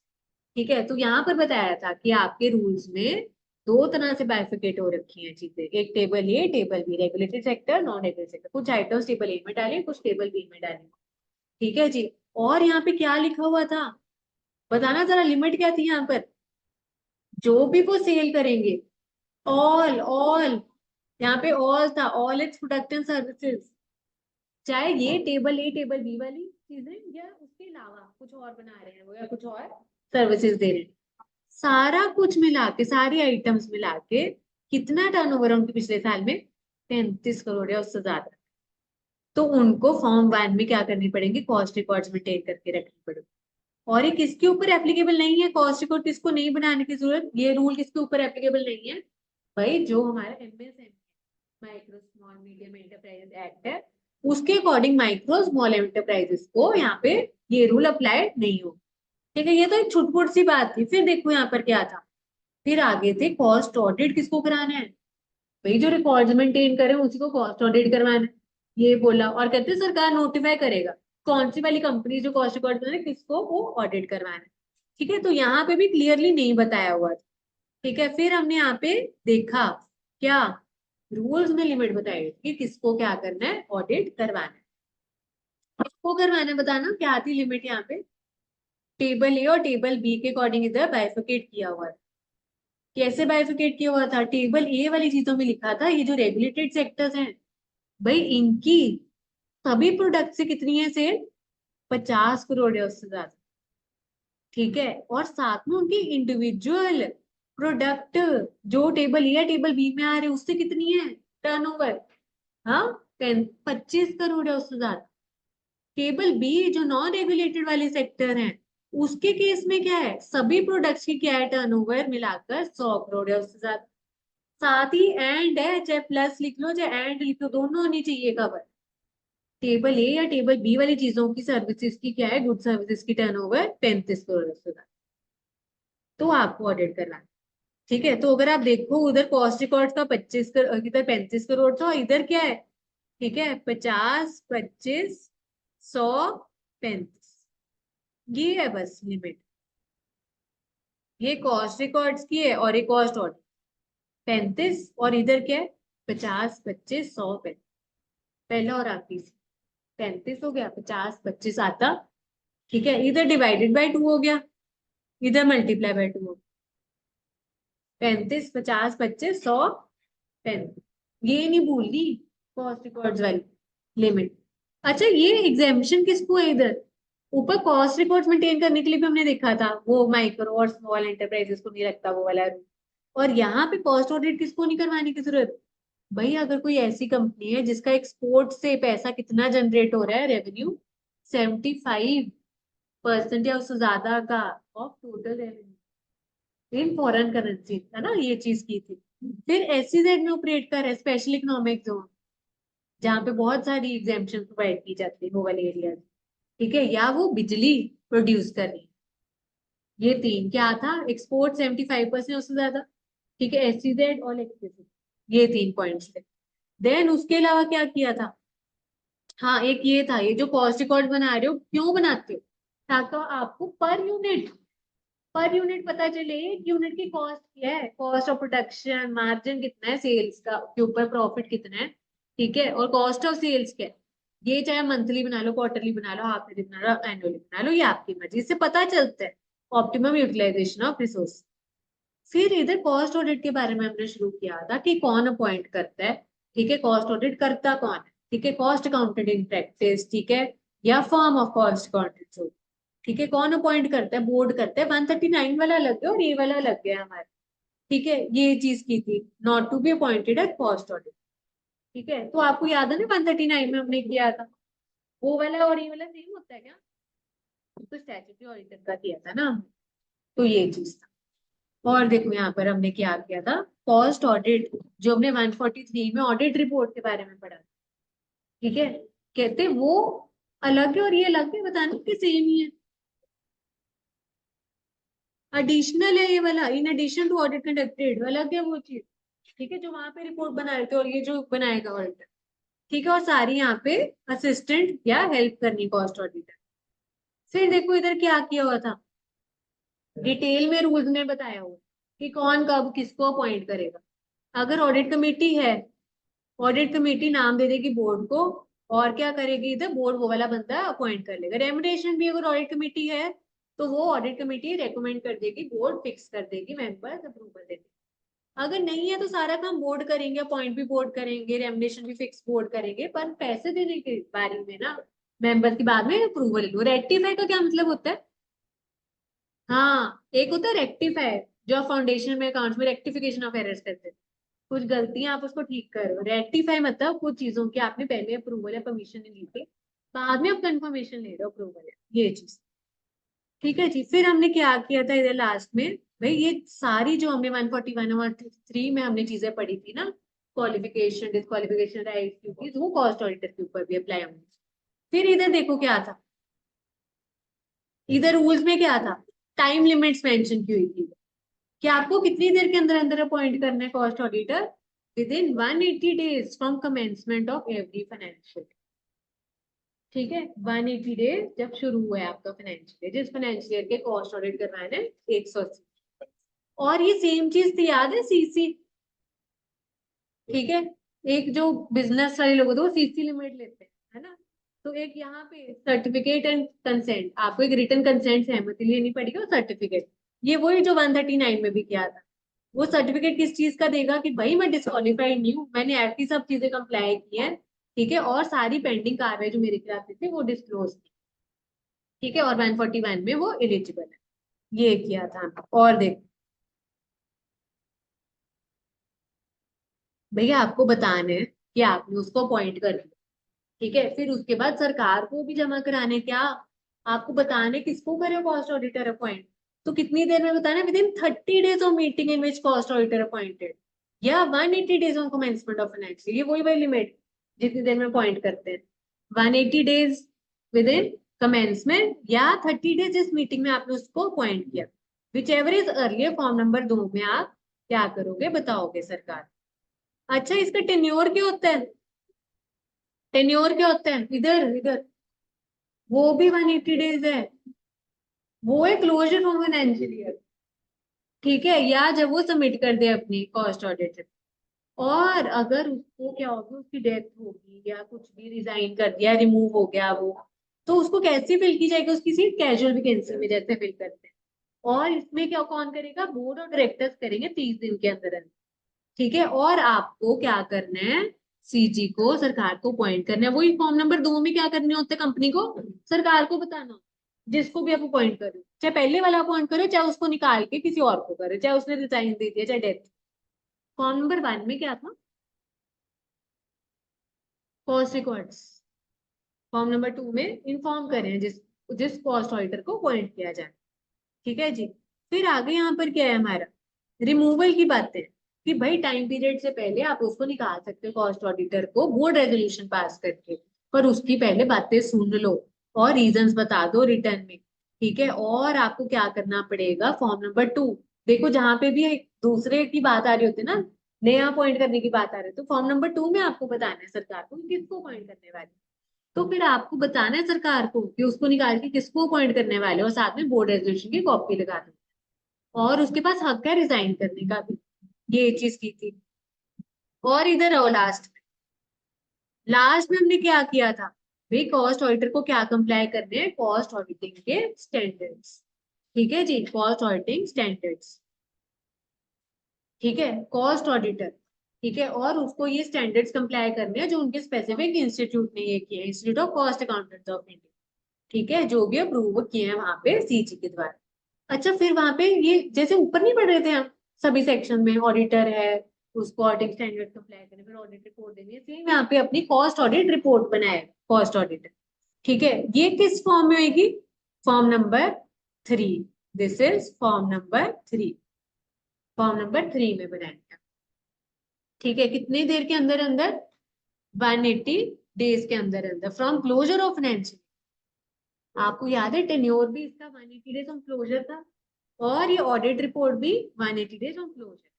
फॉर्म नंबर 1 किस लिए था, cost records. Form number 2 inform करना। फॉर्म नंबर 3 के कॉस्ट ऑडिट रिपोर्ट। ठीक है, तो ये बीओडी कंपनी को भेजेगा रिपोर्ट। फिर भाई कंपनी 30 दिन के अंदर अंदर जब उसको ऑडिट रिपोर्ट मिल जाएगी, सरकार को भेजनी है। समझ आया, सरकार को भेजनी है। ऑडिटर किसको भेजेगी, देखो लिखा था ना मैंने, ऑडिटर कंपनी को भेजेगी, कंपनी आगे सीजी को भेजेगी, और सीजी को कैसे भेजा जाएगा, फॉर्म नंबर 4 में भेजा जाएगा। ठीक है जी, और उसमें सब इंफॉर्मेशन डाली जाएगी, और अगर कोई नेगेटिव कमेंट है, क्वालिफिकेशन है, तो उसके ऊपर रीजन भी दिया जाएगा। ठीक है जी, तो ये था। और कोई इन्फॉर्मेशन सरकार को कंपनी से चाहिए तो वो मंगवाएंगे। और अगर आपने इस एक्शन की प्रोविजन कंप्लाई ना की, तो 147 वाली जो हमने पनिशमेंट की थी ना, वो अप्लाई हो जाएगी। हाँ जी, तो ये था हमारा कंपनी ऑडिट एंड ऑडिटर वाला चैप्टर। ठीक है, और हमने ये देखो, ये 10 सेक्शन ही थे इसमें, ये थे 10 सेक्शन। फिर से बताना 139 में क्या था, फटाफट बता दो। हाँ, अपॉइंटमेंट ऑफ ऑडिटर। और 140 में निकालने वाले, रिमूवल या रेजिग्नेशन। 141 में क्या होता है, आवाज आ रही है पीछे से, एलिजिबिलिटी क्वालिफिकेशन डिस्क, और सबसेक्शन 3 में डिस्क्वालिफिकेशन था। 142 में रेमरेंस, पैसे देने में। 143 में पावर्स एंड ड्यूटीज और ऑडिट रिपोर्ट के बारे में था ना, और सबसेक्शन 3 में रिपोर्टिंग, वो सब चीजें। 144 वो नेगेटिव प्लेस, वो चीजें नहीं कर सकते, क्या था वो, एम ऑफ वाला चीजें किया था। 145 में हाँ, ऑडिट रिपोर्ट वगैरह साइन करना, सर्टिफाई करना डॉक्यूमेंट है ना, वो सब चीजें। आया याद ये वाला। और जनरल मीटिंग में वो जो क्वालिफिकेशन है ना, जो असर कर सकती है कंपनी के, वो सुनाएगा है ना वहां पे, सुनाई जाएंगी वहां पे। और वो ओपन फॉर इंस्पेक्शन देंगी वो चीजें। और फिर उसके बाद 146 में क्या था, हाँ हाँ, राइट और ड्यूटी। भाई जनरल मीटिंग के नोटिस मिलने का उसको पूरा हक है, और उसकी ड्यूटी बनती है अटेंड करना, खुद करे ऑथराइज रिप्रेजेंट। फिर उसके बाद 157 में क्या था, पनिशमेंट थी, सजा थी। 148 में कॉस्ट ऑडिट रिपोर्ट थी, उसकी लिमिट क्या थी, कॉस्ट रिकॉर्ड्स की 35 और कॉस्ट ऑडिट की 50 एंड 25, और इधर नॉन रेगुलेटेड में 100 एंड 35। और उसमें एग्जामिशन क्या थी कॉस्ट ऑडिट में, वो तो कॉस्ट रिकॉर्ड्स में थी। कॉस्ट रिकॉर्ड्स में था एमएसएमई एक्ट में, जो माइक्रो स्मॉल है उसके ऊपर रूल्स नहीं अप्लाई हुआ कॉस्ट रिकॉर्ड। कॉस्ट ऑडिट किसको एग्जाम्प्ट है, बोलो बोलो। फॉरेन कंपनीज नहीं, एक्सपोर्ट से अगर पैसा आ रहा है 75% है, उससे ज्यादा आता रेवेन्यू, उससे आ रहा है, कमाई उससे हो रही है ज्यादा हमारी। और दूसरा एसटीजेड में ऑपरेट हो रही है कंपनी, और तीसरा वो बिजली वाली, इलेक्ट्रिसिटी। ठीक है, तो ये था हमारा audit and auditor chapter. I hope समझ आया सबको। ठीक है, चलो, एक मिनट मैं इसकी रिकॉर्डिंग स्टॉप कर दूं जरा।